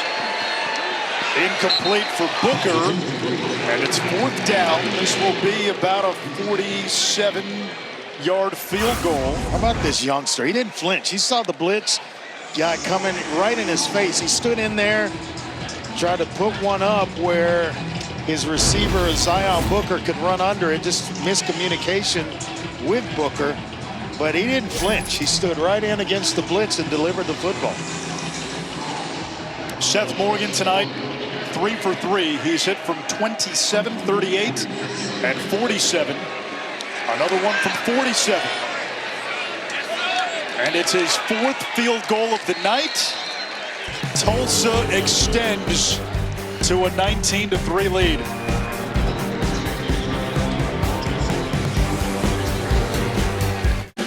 All right, team, let's review. USAA membership is open to... My dad is a veteran who joined, so my mom can join. That's right, Haley. Same here, which means I can join too. Which means I joined thanks to my grandpa. He joined and passed membership to my mom, who passed it to me. Are you eligible, Coach Gronk? It's complicated. That means no. USAA. Become a member today. Buy one Sonic Smasher and get another free. That's right, buy one hand-smashed Angus beef Sonic Smasher and get another free. It's the dual threat quarterback of burger deals. Buy one, get one free in the Sonic app. So, to recap all the AI we're adding, it's supposed to streamline our workflows. That's the idea. But adding the AI that makes everyone else's job easier to manage gives us more to manage. That's the reality. Well, that's not very streamlined. That's the irony. Any business can use AI. IBM helps you use AI to change how you do business. Let's create small to business. IBM. Shop the super sale at Sherwin-Williams and transform your space with color. Get 40% off paints and stains with sale prices starting at $29.39. Hurry in September 19th through the 24th. Visit your neighborhood Sherwin-Williams or shop the sale online. Delivery available on qualifying orders. The new Crafted Flats from Pizza Hut. 5 handcrafted recipes with more toppings, all for you. There's no reason not to get one, or all 5. Try the all-new Crafted Flats starting at $5 each. Only from Pizza Hut. On a troubling Fansville by Dr. Pepper. Our first away game and we're lost? Pull over, I'll get directions. And more Dr. Pepper. What is this place? Those kids, why aren't they watching college football? And nobody's tailgating? Don't they know it's Saturday? Hey, you know how to get to the football stadium? Football stadium? We don't kick off until Sunday here. Jerry Jones? We're in Pro-Town. We gotta get out of here! Let's go. Wait! College football, it's a Pepper thing. 36 teams who all want the same thing. Glory! Then throw in a bit of loathing. A few wild animals and one primal scream. Now buckle up for the wild world of college football. The all-new ESPN app is here, and for the best experience, all you need to do is follow these 3 simple steps. First, you'll need the ESPN app on your connected TV or favorite device. If you have it, open it up. If you don't, download it now. Next, click on the live event or ESPN show you want to watch. Then choose your TV provider and log in. You're all set. It's all of ESPN, all in one place. Go to support.espn.com to learn more. Anish Ravandre, where Paul Carcaterra Friday night in Stillwater. And Tulsa making that 70-mile trek with a 19-3 lead. Big possession here, Paul, for Oklahoma State to begin the third. And Mike Gundy told me at half, Anish, they need more versatility on offense, be less predictable, giving Zane Flores better opportunities with positive gains on first and second down will be critical. Defensively, he went on to say they're struggling to handle Tulsa's back and the quarterback run. I've been impressed, though, with Flores the last couple of possessions, kind of gaining confidence, stepping up in the pocket. Flores off the play fake, moves the pocket, completes to Terrell Davis. We have not called his name since very early in the game. Second catch and second down. And again, Hoss Haney went into the season, the TCU transfer, dynamic speed as the starting quarterback. First 2 drives of the year, albeit against UT Martin, touchdowns. You're feeling good about this new look, reconfigured offense. Haney breaks his foot, and Flores just hasn't had a lot of game reps at this level. It's been trial by fire. That was dangerous and almost picked by Lento Smith. And Mike Gundy, Andre told us, you play the position. He said there's no fast forward button when it comes to QB development. There were, but there's not. And you just kind of have to go through the growing pains of a young quarterback, and you hope that, you know, he is studied and gotten himself up to speed like he's a starter all this time. They're bringing some heat right here on Zane Flores. Get all the bodies around the line of scrimmage here. They are coming. 5-man rush. Flores flushed. Able to pick it up with his feet. He's made a couple of plays tonight with his legs. When they go man-to-man, there's going to be a lot of different ways and avenues for him to maneuver, and he's finding them. You know, and all of a sudden, Coney is chasing from behind after running his blitz to the outside or around the right tackle. That gave Flores an opportunity to pull it down and make a big play with his legs. And he's got 38 yards rushing. Handoff goes to Rodney Fields, and he's got a first down, a gain of 11. Oklahoma State into plus territory, and Zach Williams, one of the starting safeties for Tulsa, down. And he had a good play on a Injury pass breakup timeout. earlier Remember the defense. in the first half. Good player on the back end. He's just a sophomore, so he's got a lot of football to play at Tulsa. Media timeout. We'll step aside. 5 minutes gone by in the third. Touchdown! Will they play it safe or make the bold choice and go for 2? Go for it. Gotta go for dos. Go for dos. Going for 2. Grab the Dos Equis. They're going for Dos. Dos Equis. Always go for Dos. With Prime Big Deal Days coming October 7th and 8th, greatness is a deal away. Just bust the move. Shop deals up to 40% off this Prime Big Deal Day. Williams way better. The bread's been played out, man. You wearing mine right now. That's because I got to put you on drip. I got to put you on there.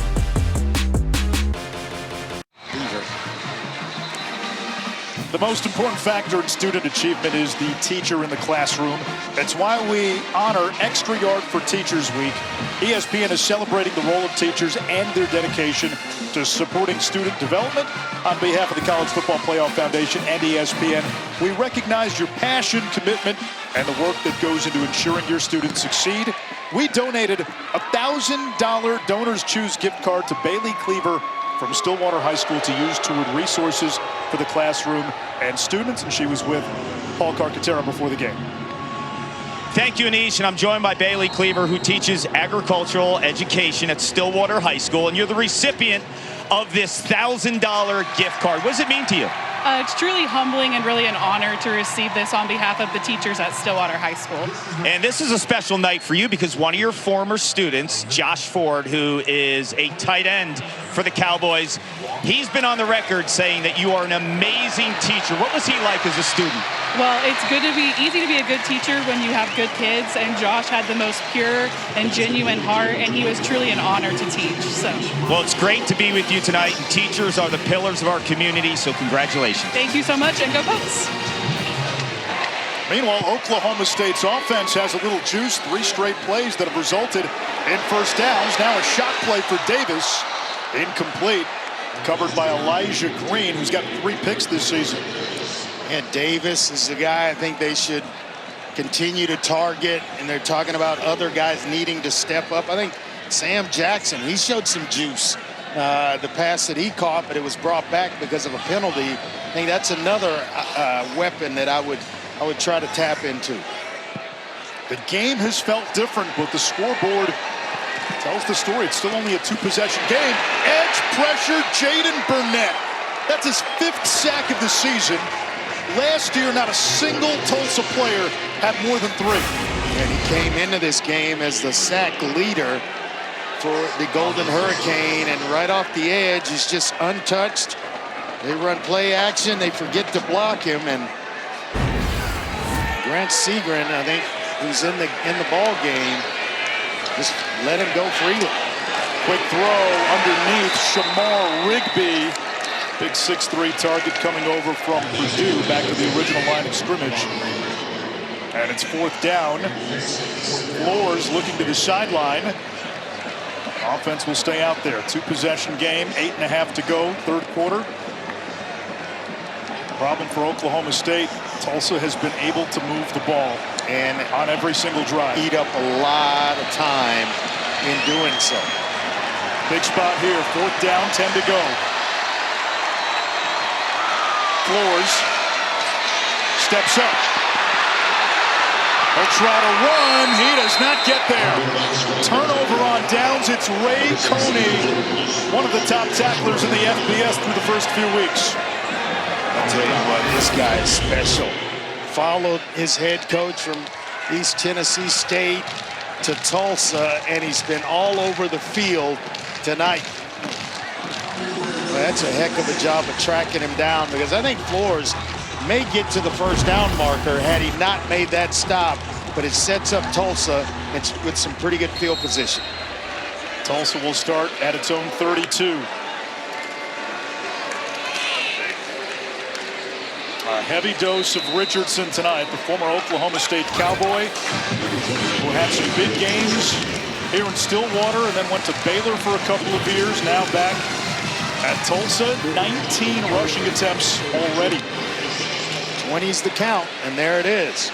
I think he may get more than 20 by the time this night's done. It's 3rd down coming up for Tulsa, and what Oklahoma State has struggled to do is get off the field quickly.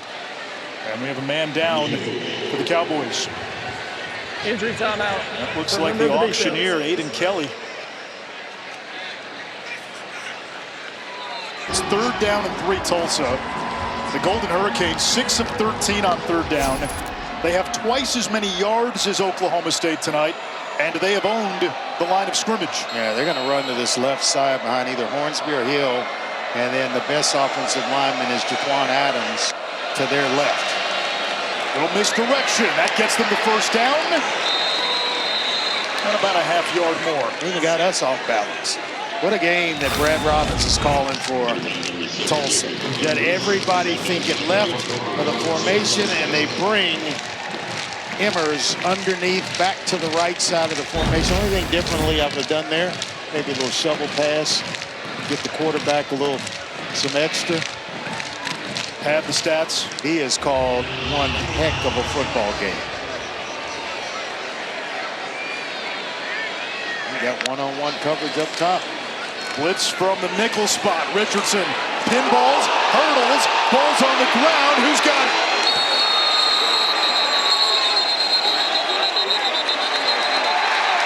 Oklahoma State football. And is that the play that swings the pendulum for the Cowboys? Dylan Smith covers it up. All they needed was a little bit of momentum. Let's see if the guys in the black uniforms can take advantage. Boy, what a heck of a tackle by Parker Robertson to get to kind of upend Richardson. The ball goes on the turf. It looked as though a Tulsa player, Zion Booker, was going to come up with it, but it is indeed Oklahoma State football. Andre, you think of some of Mike Gundy's best teams in Stillwater. Maybe statistically in terms of yardage, not the best defensive numbers, but they were always able to get takeaways as Rodney Fields gets the call on 1st down and brings it inside the 40. Yeah, I like the idea of taking a shot when you get sudden change and you're already in plus yardage territory. You need a big play to kind of energize and boost this offense's confidence. An opportunity might have been missed there. On 2nd and 7. Right back to Fields. 2 yards shy of the marker. Coney, another tackle. Ray Coney came into the game averaging 12 tackles per game. Only Isaiah Chisholm with UCLA with a higher tackle per game average. Quick throw to the outside, and that's a first down. Cam Abshire, 1,000-yard receiver in the D2 ranks last year, but a flag. Personal foul, roughing the passer, defense, number 16. Penalties half the distance to the goal. Unraveling It'll be first down. slowly for this Tulsa group. All of a sudden, you get a roughing the passer, it's going to be about an additional 15 yards. And I would tell the officials on the basketball court, that's a play on. That's not a foul.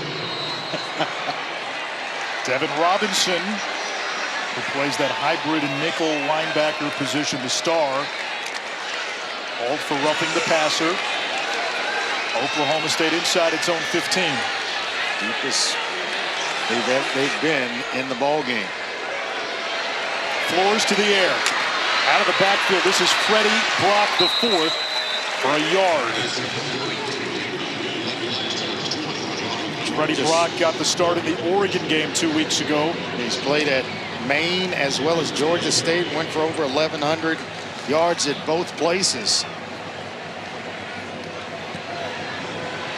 It's an offense that's still waiting for guys to seize certain roles. Who's the number 1 receiver?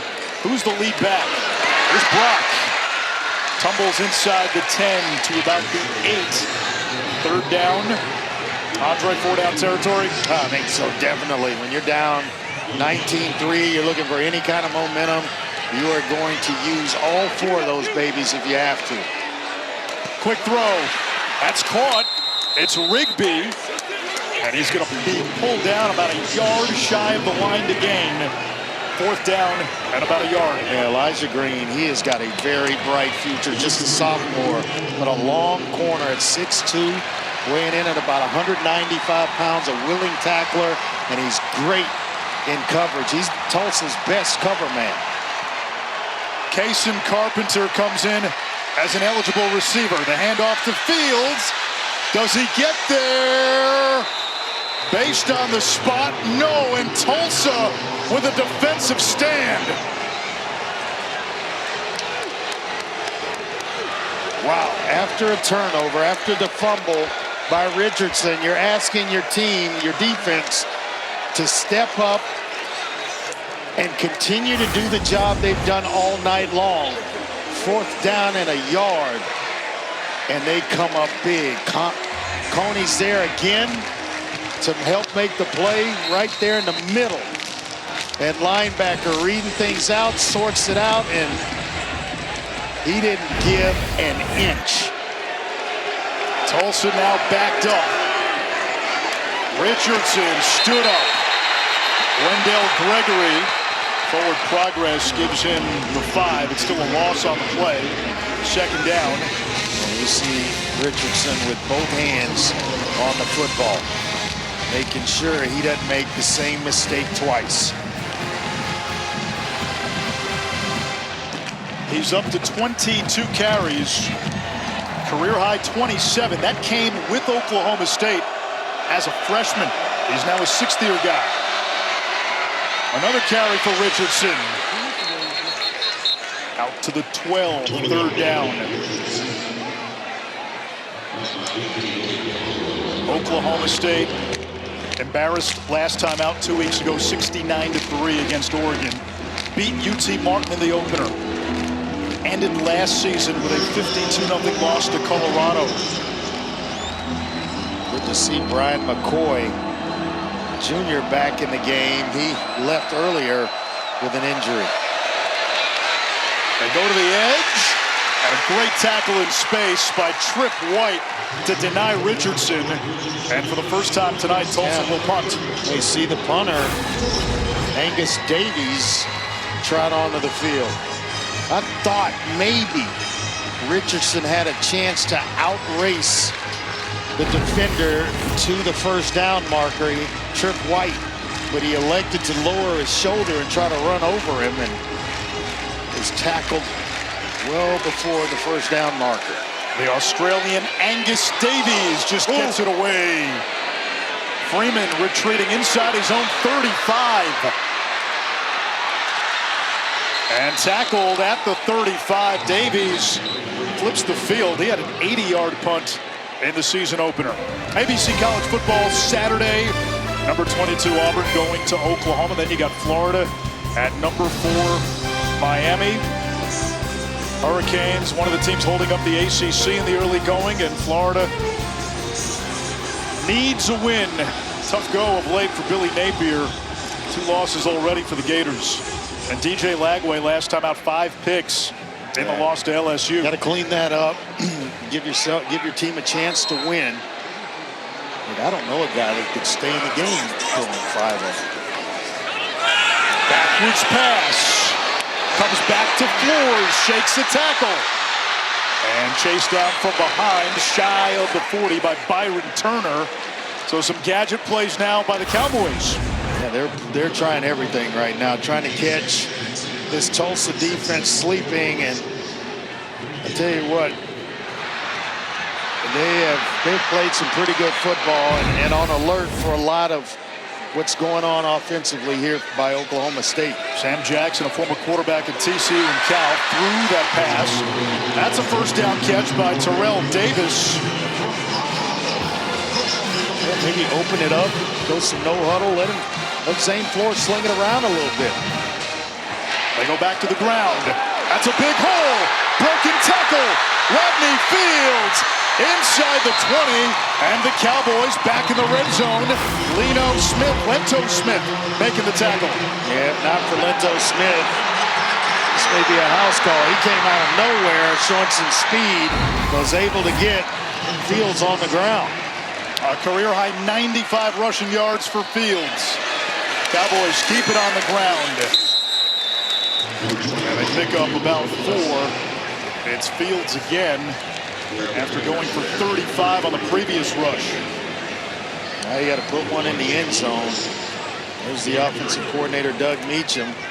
He is looking for pay dirt. He wants to get this Oklahoma State offense into the end zone. It's been a minute since opening week.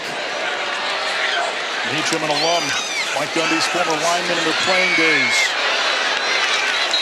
Not much going on for Freddie Brock. 3rd down in the waning seconds of the 3rd quarter. Field goals won't do it. They need a quick strike at some point to help them out. I know you made mention earlier it's a 2-score game, but it just doesn't feel that way, the way Tulsa has kind of dominated this thing to this point. We go to the 4th quarter in Stillwater. Tulsa looking for its first win at Oklahoma State since 1951. Offense to come alive. Well, we picked it up a little bit and got a little better mix with the run pass. We just got to convert, you know. Last time we were down there, came up a little short. We got a position right now. We got a good chance to convert. We need to get it done. Thank you, Coach. You bet. Big 3rd and 6 for Oklahoma State. They've been stopped on downs the last 2 times out, stopped on downs.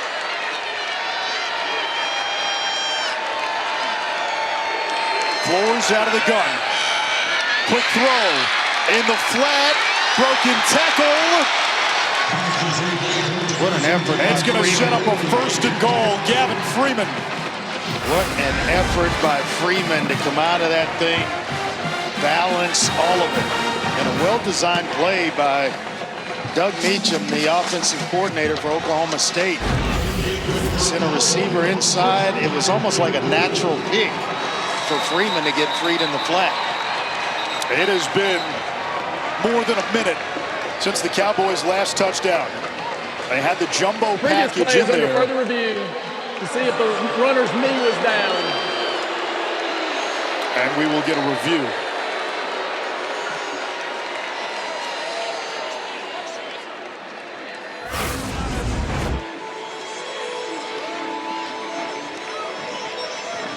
I think they're reviewing his knee, and it was indeed down, shy of the first down marker. Anish, it is crystal clear with that last look. Let's bring in Matt Austin. Yeah, Anish, I think Andre nailed it. His knee was definitely down, looked like about the 6-yard line. So the ball will be placed maybe a little bit inside of that. But they're definitely going to bring this one back, and it's going to be 4th down. We talked about it at the beginning of the broadcast. A lot of noise locally and nationally surrounding Mike Gundy's future. Yeah. Big 4th down for the game, for the program, and the head coach. I think so, and that's a long 2 yards if indeed it is overturned. We saw him come up short on 4th and 1. After review, last time the runner was down by a rule at the 5.5-yard line. It'll be 4th down. Now the replay evidence was obvious and clear. So 4th down again for Oklahoma State. They have been stopped on 4th down the last 2 times with the ball.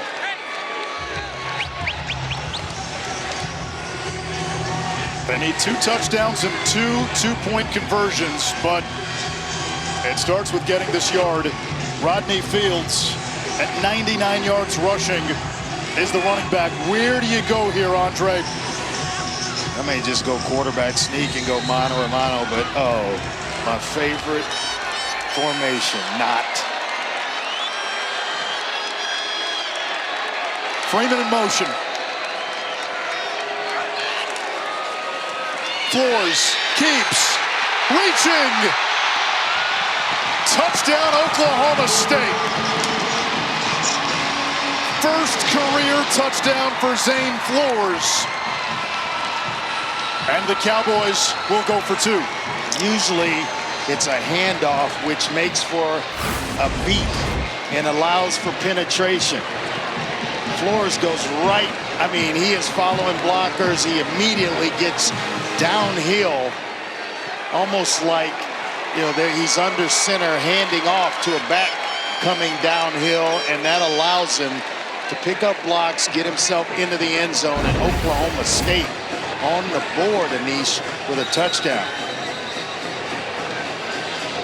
Previous plays you know how much I can't stand the shotgun in short yardage situations. Now they're going to review to see if Floors was down before he crossed the goal line.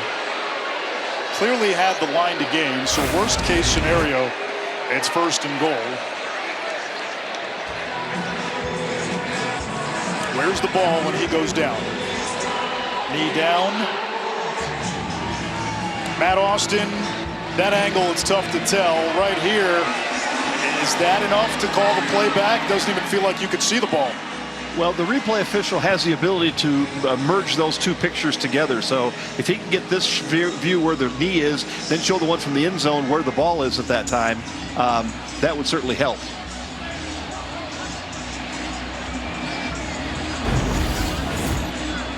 You got a team at Oklahoma State, Andre.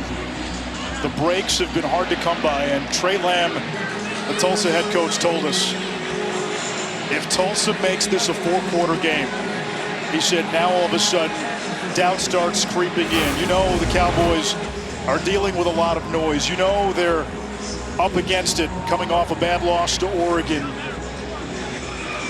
We try to match it up. Matt, enough there to swing the call? Right there. Where's the ball? I really don't think so. I don't see clear and obvious evidence there. I think he's short, but that doesn't count. You got to be able to see the knee and the ball in relationship to the goal line. And remember, it was 4th and 1, so if they do take this touchdown off the board, it'll be 1st and goal to goal right at about the inch line.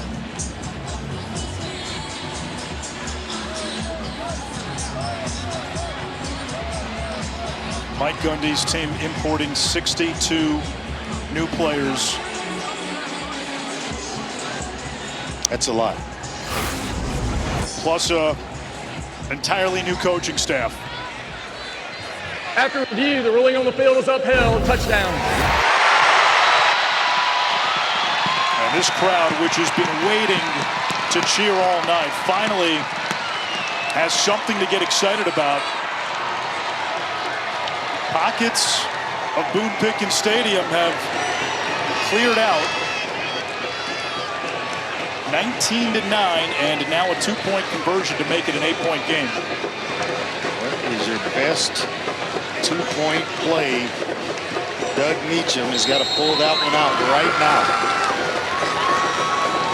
They bring in Trent Howland, a 250-pound running back.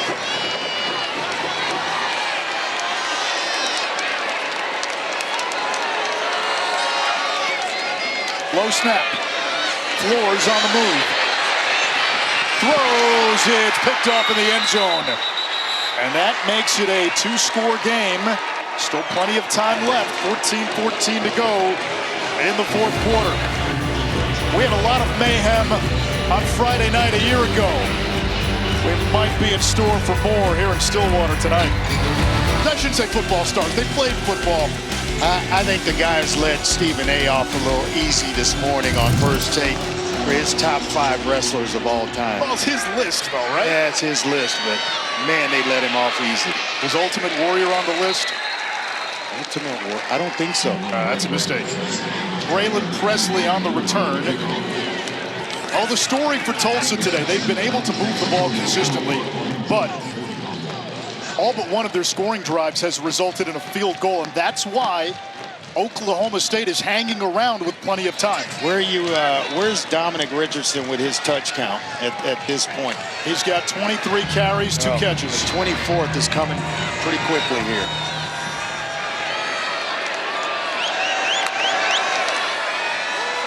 There it is. With a jump cut. Big seam. Still going. Has midfield and rumbling into Cowboy territory where Tulsa has lived tonight. Excellent job up front of run blocking and then sticking that left foot in the ground and making a nice cut right upfield is Dominic Richardson. Hey, put this team on your back is what he's saying. Hey, give it to me. Give me the rock.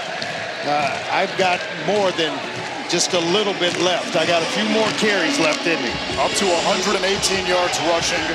5th career 100-yard game. 2nd with Tulsa. They go to the tight end, Foley. Cut down to the TFL. Robertson is the one guy who's made some plays in space for Oklahoma State. Yes, he is. He backed up. Terry Rucker last season has stepped in nicely and has filled those shoes. He's played a nice ball game tonight. Rockwall, Texas. 2-time captain, originally a walk-on.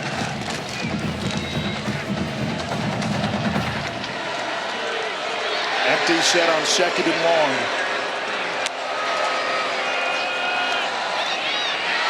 Hayes finds Zion Booker.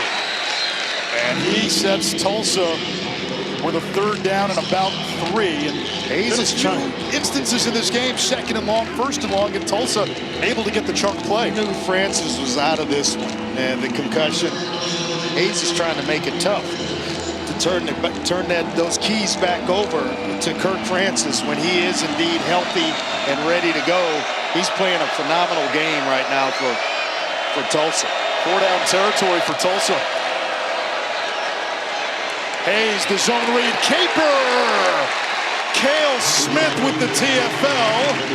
And now the decision gets real for Trey Lamb. It's 4th down. Does a nice job and an excellent read, pulling it out because Trip White was there to take away Allen, the back, and that forced Hayes to keep it, but nowhere to go. That's a pretty good job of team defense overall for Oklahoma State. They bring in Angus Davies to punt. Now, Trey Lamb did tell us they do have a fake punt in the back pocket. Keep this one, keep that in mind. They are not afraid to run the fake. And plus yardage territory, it's calling for it. A flag. Delay of game, kicking team, 5-yard penalty, 4th down. That tells you the fake is off the table. That's more the setup, maybe? You're already thinking it's off. I'm not so sure just yet.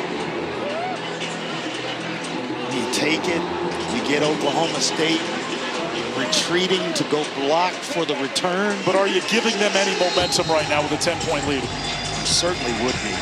I'd go ahead and punt it, but just the fact that he told us it's in the game plan. Smart play. Let's see where they mark this one. At the 9-yard line.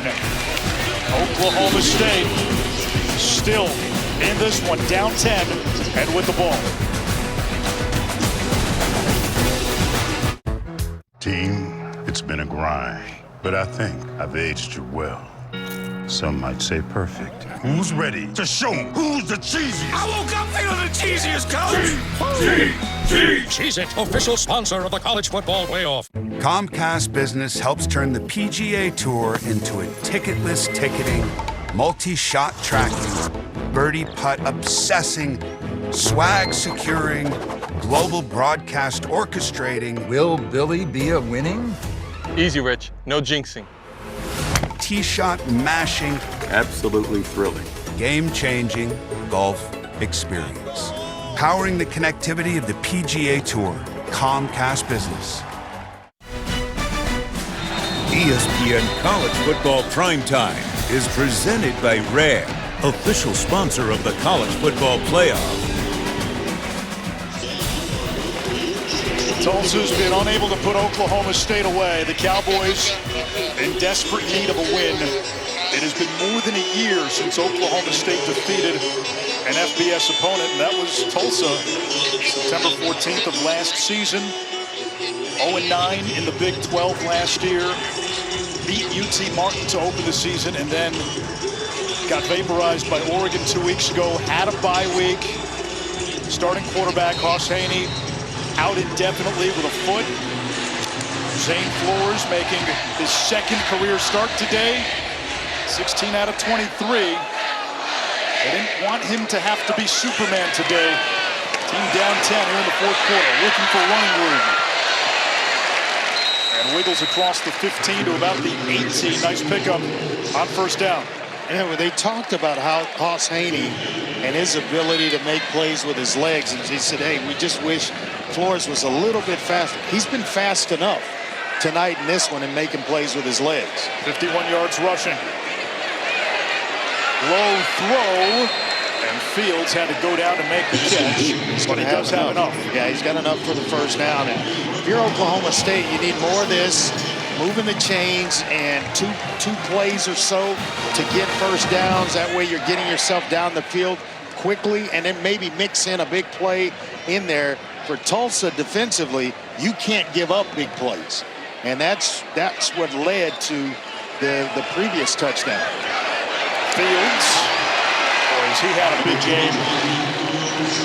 A gain of a dozen. Over 100 yards, first career 100-yard game. Andre, we were here a couple of years ago. Oklahoma State was 2-2. They had lost at home to South Alabama, coming off a bye. And remember, Mike Gundy reconfigured his offense, went pistol, and Ali Gordon was introduced to college football.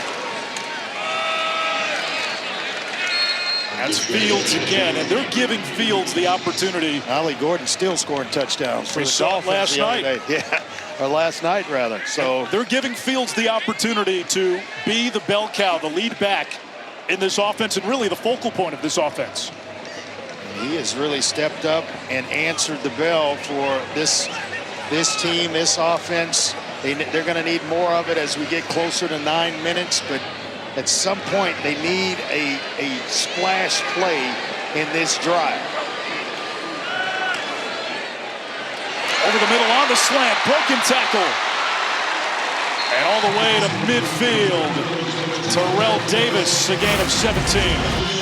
Just super soft coverage in the zone by Tulsa. And early in the game, that was not there. Here comes Freddie Brock, the fourth. Rumbles inside the 45. Starting to see the entire offense play with a little more confidence. The offensive linemen poking their chest out a little bit. The backs running a little harder because there's a little bit more daylight in which to run to. And then Flores, he's playing better in the second half. Flores moving the pocket. Coney with the pressure, flag There's down. a hole coming. Certainly think of Schick, Bob Schick, the left guard, just grabbed a handful of jersey. Holding offense, number 76. 10-yard penalty, replay second down. I mean, just a handful of jersey. Got beaten early off the snap. And you'll see right there, just the left hand on the jersey, working against Byron Turner Jr. And that makes it tough. All that progress you make, and then you go 10 yards backwards. Only the third penalty on Oklahoma State, all on offense. Four-man rush, a check down to Brock. Broke the first tackle, and he's tackled at the 45, still lost a yard. It's going to bring up a 3rd down and 15. 8:20 to go here in the 4th quarter, down by 2. Man, there's just what we haven't seen from Oklahoma State on defense. Just team tackle. William Alexander gets there first.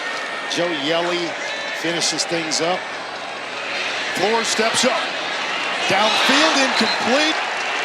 Threw it behind Davis, and now on 4th and 15. Let's see what Mike Gundy does. Champ Lewis, the junior transfer from TCU, with pretty good coverage there. Oklahoma State will punt. There's some good things that you're getting from Flores. I mean, that stepping up, not trying to go around protection, keeping his eyes down the field, and just unable to connect with Terrell Davis.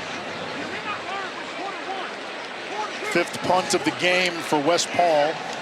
19th punt of the season. And the penalty. They were rolling until the holding penalty by Schick. Booker lets this one bounce. It takes a Cowboy bounce and downed inside the 5-yard line. Tulsa's offense back to work after a 51-yard kick.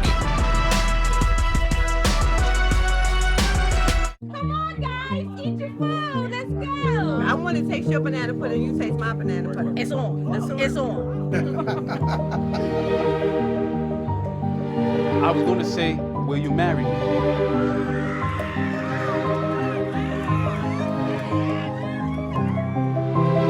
Is my makeup messy? Yes, it's messy. Save 2 times more for all of life's moments.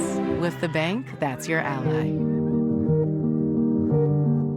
All my ladies roll your deal like this. When you move your body, feel confident. All my ladies try this deal real quick. Let your body how you see fit. My neck, your back. I smell so good, they ask. Mazda. Mazda.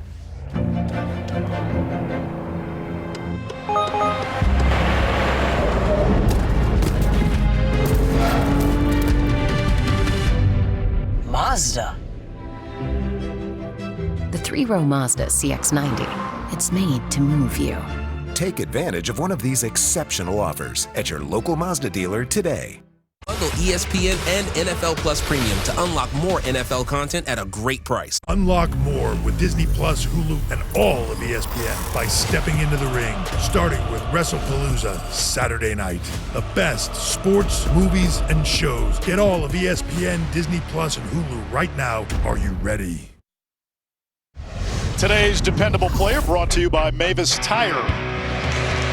No doubt about it. It's Dominic Richardson. He has put this rushing game, or the running game at Tulsa, on his back. Some nice runs, especially when they needed it the most. His best, this one. In the 4th quarter, to start the drive, that's his best run by far.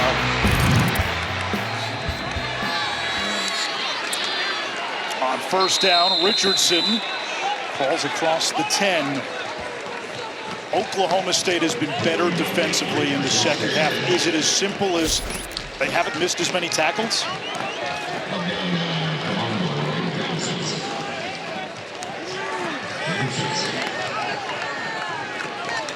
I think it's just tackling. When you wrap up and you tackle, you're holding guys short of the first down marker. It's that simple. We saw when the game first started, so many missed tackles in this game by Oklahoma State's defense. Hayes on second down. Little check down pass. Didn't have enough helium. And it's third down. And boy, if Oklahoma State can get a 3 and out, get the ball back. There were fans heading for the exit. 7:04, 10-point game. College football, we have seen wilder things. There's plenty of time left. We have the 2-minute timeout yet to appear. So there's 3 timeouts for Oklahoma State as well as the 2-minute timeout. That's an eternity in college football.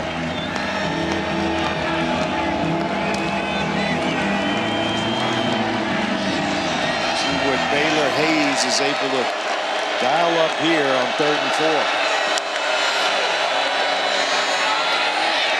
Hayes throws incomplete. Threw it behind his target. And it's 4th down, a 3 and out for Tulsa. The thing about it is we just talked about how do they get back in it. Well, incompletions and stopping the clock will get you back into the ball game as well, save you a lot of time. It's almost best there to just run the football. I know you're trying to pick up the first down, but you want something high percentage rather than what we refer to as a fade stop. Davies with the punt. It takes a Cowboy bounce. Oklahoma State with excellent starting field position. So after Tulsa scored on 4 of its first 5 drives in the opening half, they've now punted 3 straight times. Zane Flores, with his team down by 10 at the controls, 6:49 remaining. This was a young man who at one point was elevated to QB2 last year. Decided to have surgery on his foot, an issue that had bothered him since high school, and it wasn't long after he had the surgery, the starting quarterback Garrett Rangel broke his collarbone, and Oklahoma State had to go back to Alan Bowman. Flores may have gotten a chance. On the quick slam, he's got Fitzpatrick across midfield. This offense has just had more juice since halftime as well. Yeah, it does. I would love to have been in the locker room at halftime for Mike Gundy's halftime speech. On second down, Flores over the middle. Fitzpatrick holds it in. A clean catch. He may have still been running. Still a first down for the Cowboys. Southfield, Michigan. Very familiar with that area. Using tempo. Shot play. Incomplete. J.D. Drew in coverage. Gotta keep the ball inbounds. I'd love the call after a couple of completions, especially doing it on first down. Now they may come back here and hand it off to Rodney Fields Jr. in the run game to try to get him to 3rd and a manageable situation here. Especially if they can spread Tulsa out and get 5 in the box. Going to cooperate, going to keep 6 there. Flores to the air. Launches one down the sideline. Incomplete. Lento Smith stuck his arm in there. Sam Jackson was the intended receiver. And they decide to go back to Sam Jackson. Kind of been waiting on that. And it's a blitz by Tulsa. They disguise it well, but that ball should have been caught. Well thrown. Sometimes you just got to make a play for your quarterback. And in my eyes, if you get your hands on it, make the catch. 3 of 12 on 3rd down. Fields motions out. Pressure. Flores is hit. Juggled incomplete. Fitzpatrick could not hold on. And it's 4th down. That's that long corner we're talking about. Elijah Green into the short side of the field. He's up a little bit closer this time in press coverage. He gets a nice move. Fitzpatrick throws a nice move to get separation, but you got to finish it. Now you kick a field goal. It makes it a 7-point game if Logan Ward can connect. His range is up to 55. Should not be a problem for Logan Ward. Just inside 50, a 49-yarder.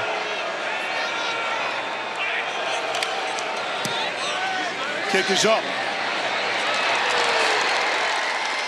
And good. We got a ball game. 5:49, one-score game. We have a ball game, my friend. Oklahoma State scored a field goal on its opening drive. Tulsa then scored on 4 consecutive possessions, but the Golden Hurricane missed opportunities in the first half to really open up a cushion, to force Mike Gundy and this offense to be one-dimensional. They got field goals instead of touchdowns on a lot of those drives, and that's why it's a 7-point game with 5:49 in the fourth. And a couple of punts as well here in the second half, not allowing for a lot of time to run off the clock. So instead of converting on those 4th down situations, they've been in situations where they've had to punt it away because it's been a difference in the way Oklahoma State's played defense. The tackling better, identifying things a little bit better here in the second half, and getting off the field, forcing the punts we just talked about. You saw Baylor Hayes a moment ago. Last year he was at ETSU as a true freshman. Started 1 game against VMI, now in the heart of Big 12 country at Oklahoma State. But the first-year head coach who recruited him to ETSU, and then he followed Trey Lamb to Tulsa. Presley ambushed shy of the 20-yard line. That's been the other factor. Starting field position for Tulsa the last few times out. Yep. They've been backed up. It had to go the length of the field, but Richardson has provided some breathing room when they have been backed up at times. And so I'm thinking they lean on him. They're going to take it away, take it out of the hands of Baylor Hayes a little bit, and rely on the senior Richardson, the running back. What's that count? Where is he now in the count in terms of touches? 25 carries, 27 total touches. 4th straight drive for Tulsa, starting inside its own 20. And he is a battering ram, getting stronger as the game goes on. Richardson north of 130 yards rushing now. There's a little bit extra on the line for him, having been a Cowboy at one point in his career, but that's the same exact play. He broke right up the middle of the formation when he put his foot in the ground, that left foot, and got north and south. It's a heck of a run to give your team a little breathing room. Tulsa will take its time. The tight end Foley in motion. They keep it on the ground and out to about the 31-yard line. Go back to the huddle if you're Richardson. You tell Foley, hey, either block somebody or get out of the way, but don't spectate. 27 carries for 138 for SMU TCU. Oh, yeah. That one always has some fireworks, right? Iron Skillet, rivalry game.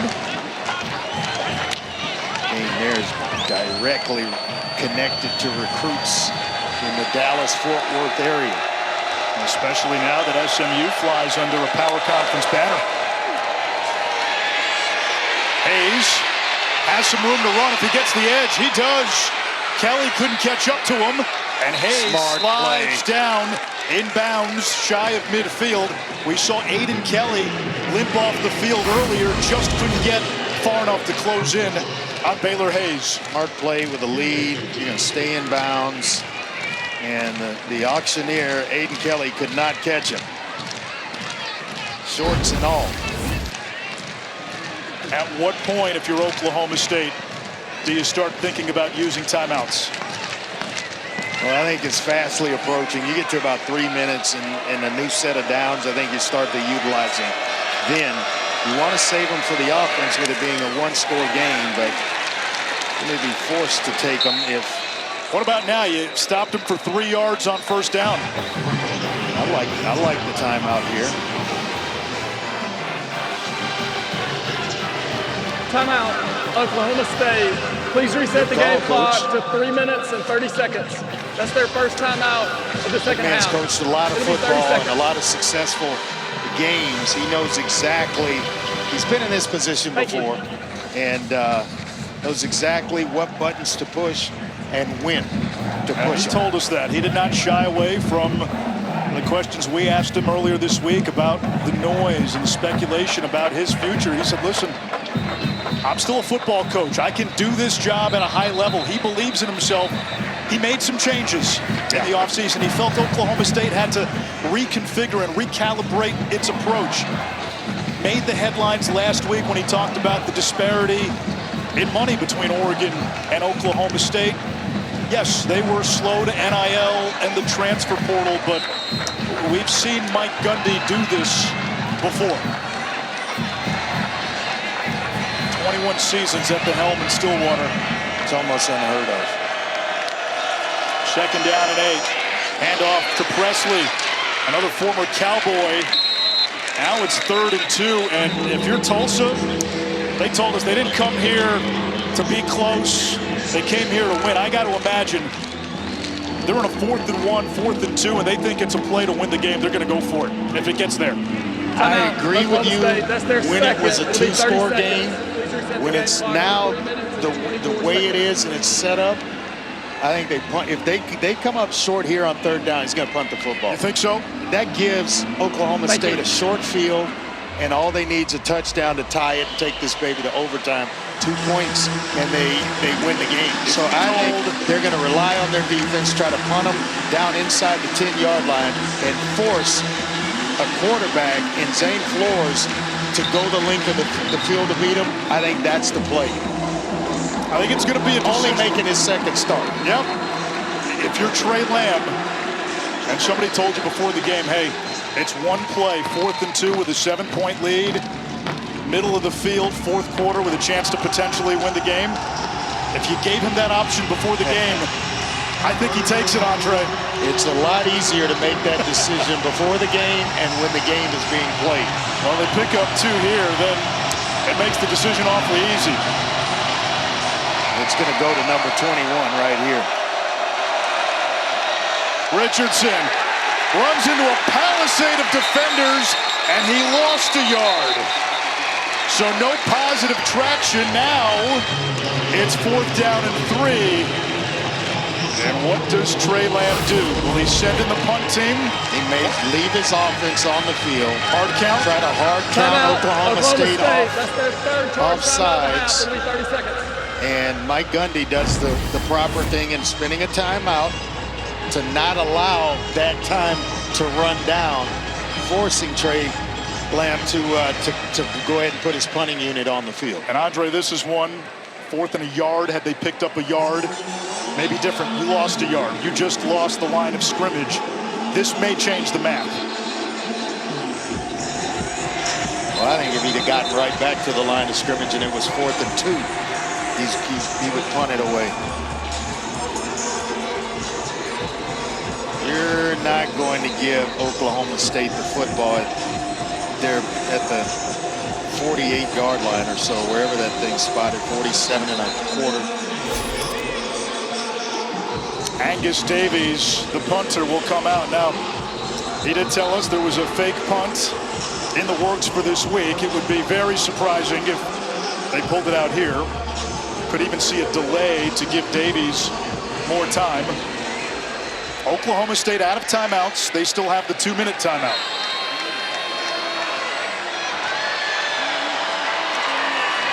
There's the punt. Fair catch called for, made by Freeman near the 10-yard line. 3:13 to go.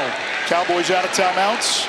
The only way the clock stops is that 2-minute timeout that I've been howling about for the last couple of minutes. Zane Flores and this Oklahoma State offense have come out of their slumber in the second half. Been impressed with him making his 2nd start. I think I'm more impressed with his ability to make plays with his legs that they didn't feel he could do on a consistent basis unless things were wide open. He's been tough. He's shown some grit, and he's made some plays to see if he's got a couple more to lead his team down the field and maybe tie this thing up. 3:13 to go.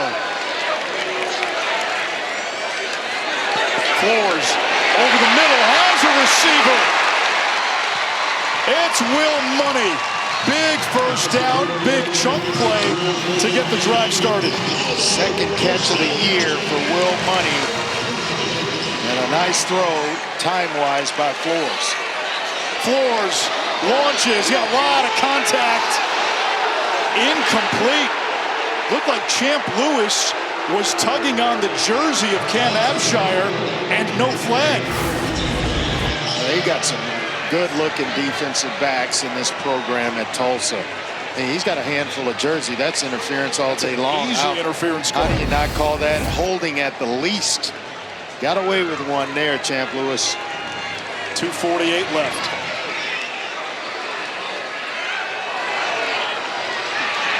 Flores on the move. He'll take off. Escapes out of bounds. And that's the kind of mobility. You don't have to have 4.3 speed and be able to shake guys. It's just you got to be a competent runner and run when it presents itself. There, nice job by Flores. Everything's covered up. They give you an avenue to run, and he makes a play, gets out of bounds to stop the clock. On third down, incomplete for the Stillwater native, Josh Ford. 4th and 5. That's a play that Josh Ford has got to make for his quarterback. Ball's there. It's tight coverage by Zach Williams, who's played a heck of a game in his own right. But you got to make that catch if you're Josh Ford.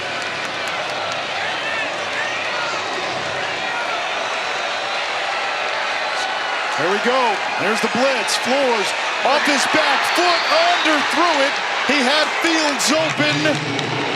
Tulsa takes over on downs. And I mean wide open, Anish. Oh my goodness. How Ford slips out, and he's unaccounted for because of the blitz. You got the guy's coming. The linebacker gets picked off, and he is wide open. Hudson Ball had the responsibility of peeling off and taking Rodney Fields. It's the bad throw there by Flores and a bad time to have one. And you can only imagine what's going through Mike Gundy's head. 2:16 left. There's still the 2-minute timeout. This play will get us there. Richardson, the bell cow. That will take us down to the 2-minute timeout. No more timeouts for Oklahoma State.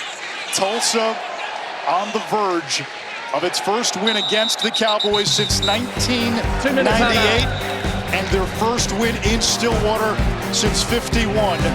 Well, the noise might be growing around Mike Gundy.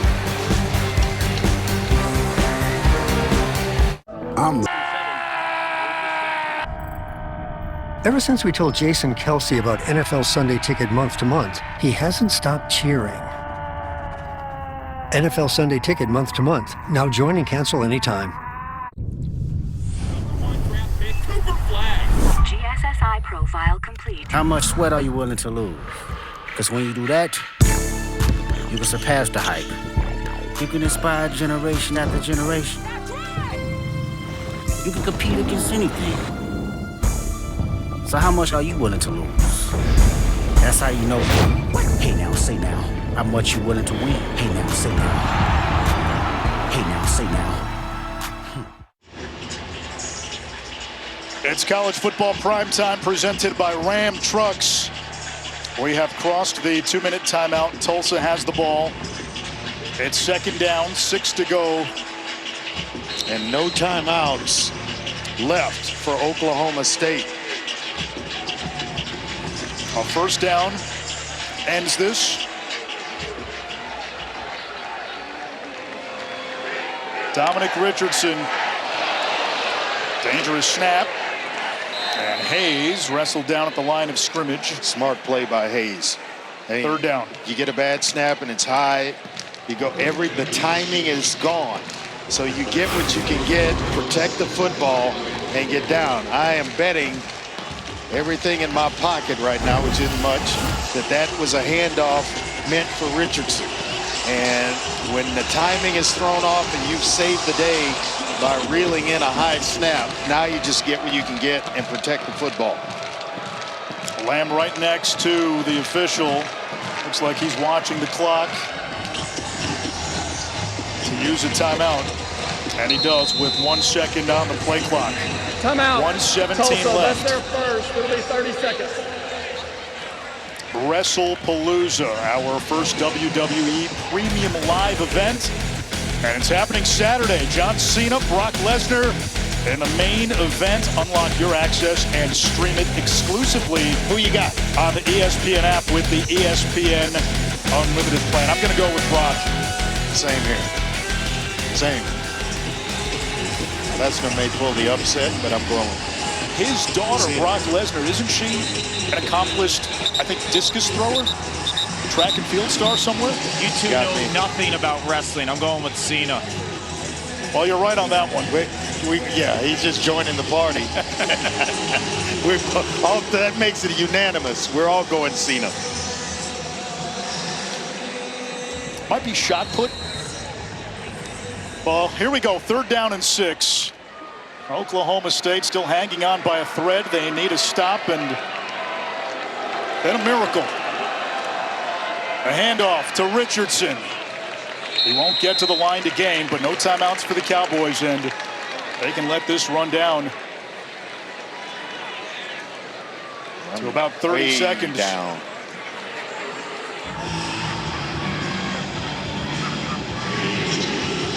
If Oklahoma State loses tonight, the noise around Mike Gundy will surely amplify. This was a game that, coming off a bye, I think Cowboy Nation looked at and said, it's a chance to get right.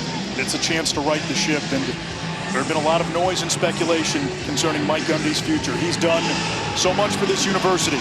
But 2-1 feels a whole lot better than 1-2 in conference play. Tulsa. That's right their around second. the corner It'll be with 30 Baylor seconds. next weekend. And it's the optics too, right? Tulsa, a program that's on its 3rd head coach in 4 years. First-year head coach, coming off 3 straight losing seasons. A Tulsa team that lost to New Mexico State, lost to Navy, despite having an early lead in that game. And part of the reason at the top, when you heard me say, be careful what you ask for, with Philip Montgomery, this was, bowl games every once in a while and every couple of years and contending for conference championships. And then they run him out of town, and it's been 3 in the last 4 years.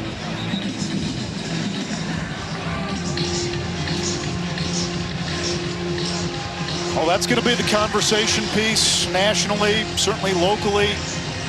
In the aftermath of this game, should Oklahoma State fall to 1-2.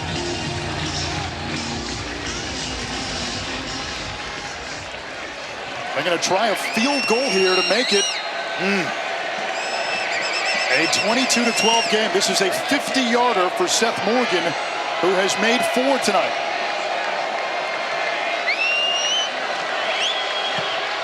Here's the kick. It is no good.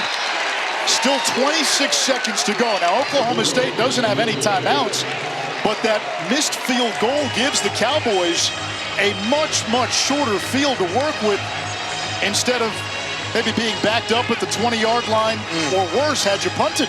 Punt it, let it go. You're basically telling your punter, do not punt it to the return man. It goes out of bounds. We play and live with the ball wherever it's spotted down around the 10, 15-yard line, so whatever it was. But this is a whole different deal. The door is still ajar, 26 seconds, but no timeouts. Flores throwing to the sideline. Incomplete. No, it is a catch. They call it a catch. They call it a catch. And out of bounds where it's going to stop the clock. Let's see if he indeed is able to get 1 foot down. Yes, sir. One-handed catch. Does he survive the ground? Ball looked like it came out. That is a reviewable play, but we get the play off, and now we get the whistle. Yeah, we get the buzz down. Prior to the snap, the replay came in to buzz us.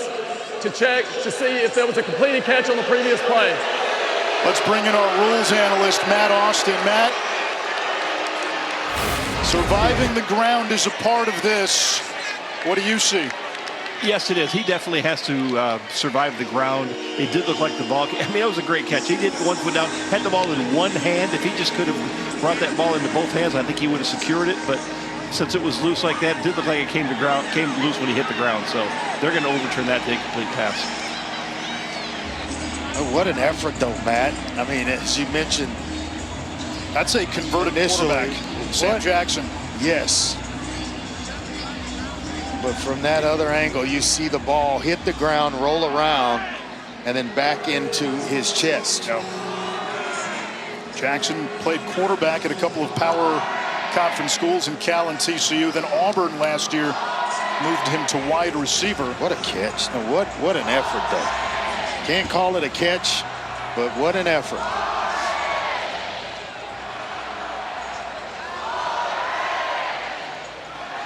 Andre, I know when you played at Houston, you didn't have many close games. What was the back pocket play for situations like this? A little curl, and you're bringing a guy around, maybe a slot receiver, toss him the ball, get as much as you can. We loved running the draw play. When you thought we were going to try to force it down the field, we'd run spoon underneath on the draw play. And I mean, one game he had 11 carries for like 222 on that one play alone.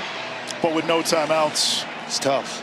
It's tough. And then you've got to appear to get out of bounds to make sure you've got some time in which to work, unless you got clear path to the end zone. And again, part of the challenge for Oklahoma State this season, team identity, right? The offensive line, they didn't have Markel Samuel, their left tackle again today.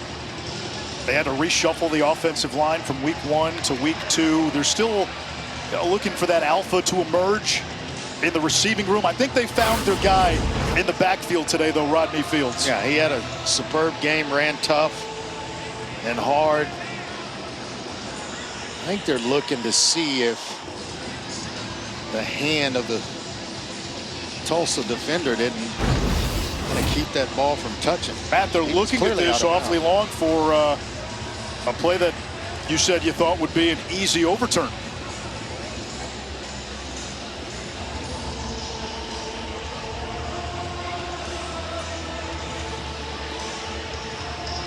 One hand all the way through the process, that's one of the best catches I've ever seen. But unless the replay official can see the ball separate from the hand, clear and obviously, then he's going to have to uphold this call. The ball can touch the ground, it just can't come loose. You cannot use the ground essentially as a third hand. That's correct.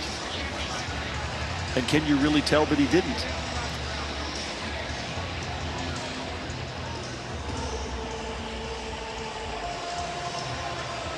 In my opinion, if it's this close, they got to have to let it be upheld. Well, they've looked at it for a long time now. This much time on it.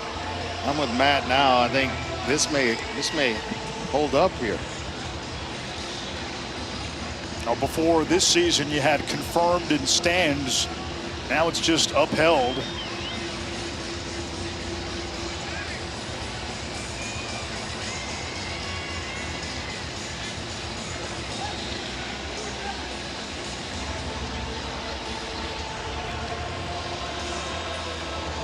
If it remains a catch, whether a catch or not, it's one heck of an effort. Well, if it remains a catch, you got the ball at the 43-yard line. Yeah. With no timeouts, you get a quick out, and you might have a play or two, a Hail Mary chance after that. Oh, depending on what they decide to run, you could essentially get 3 plays run in 20 seconds. Now, if you're running down the field and, eating up clock, that's different, but you can get 3 in 20 seconds run relatively easily, I would think. They continue to look at this replay. And the review continues. Yeah, at this point, aren't you just looking for a reason to overturn it? This long? Matt, if you haven't found anything at this point, call is upheld, isn't it? Well, that's exactly right. We've gone almost 5 minutes. You're supposed to limit replays to 2 minutes. If you don't know by now, you got to let the call be let it be upheld. After review, the ruling on the field is upheld. It's a catch. It'll be first down. There you go. What a catch it was. All right, Andre, so now how does Oklahoma State manage these final 20 seconds? Ball on the 43, no timeouts. Well, with no timeouts, that makes it tough. But you've got to try to spin it to the edges. You got a quick out situation here with a slot in the bottom of the screen. They don't choose to go there. Go over the middle. Fields has to get the first down. He does inside the 45. Now you got to get set. Momentarily stops the clock. And don't move players. There you go. And now the spike. With 11 seconds left. So you're going to get at least 2 more plays run before this thing's over. Tulsa has got to make sure that they're tackling and tackling well, because somebody comes out of a tackle and gets loose, then you may have a problem on your hands. But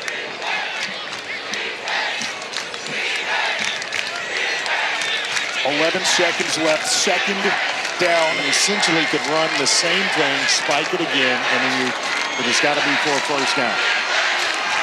Tulsa rushes 3, they drop 8. A lot of time going off the clock. Floors, heaves toward the end zone. Batted down. And there's still 2 seconds remaining on the clock. 1 more play for Oklahoma State. Yeah, Linto Smith, instead of trying to just knock it down, bat the ball down, he tries to intercept this baby. And it stayed in play a little bit longer than the Tulsa coaches may have wanted it to. He almost put it right in the hands of Terrell Davis. When he tried to intercept it, Davis is coming, but just didn't see the football. So we're going to have at least 1 more Hail Mary attempt here. Tulsa, that's their third. It'll be 30 seconds. Tulsa wants to regroup. They added a second back. 3 seconds. So if it feels like Oklahoma State needed a few Hail Marys after what's happened over the last year and the beginning of this season, this might be a fitting end. They need a Hail Mary. 3 seconds remain in the 4th quarter.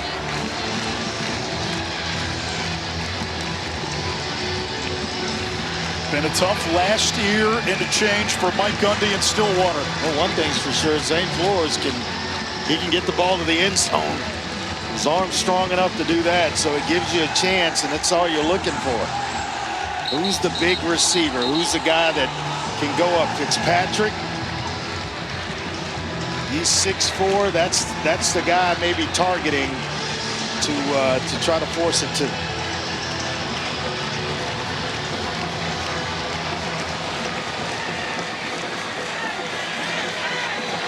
Here we go.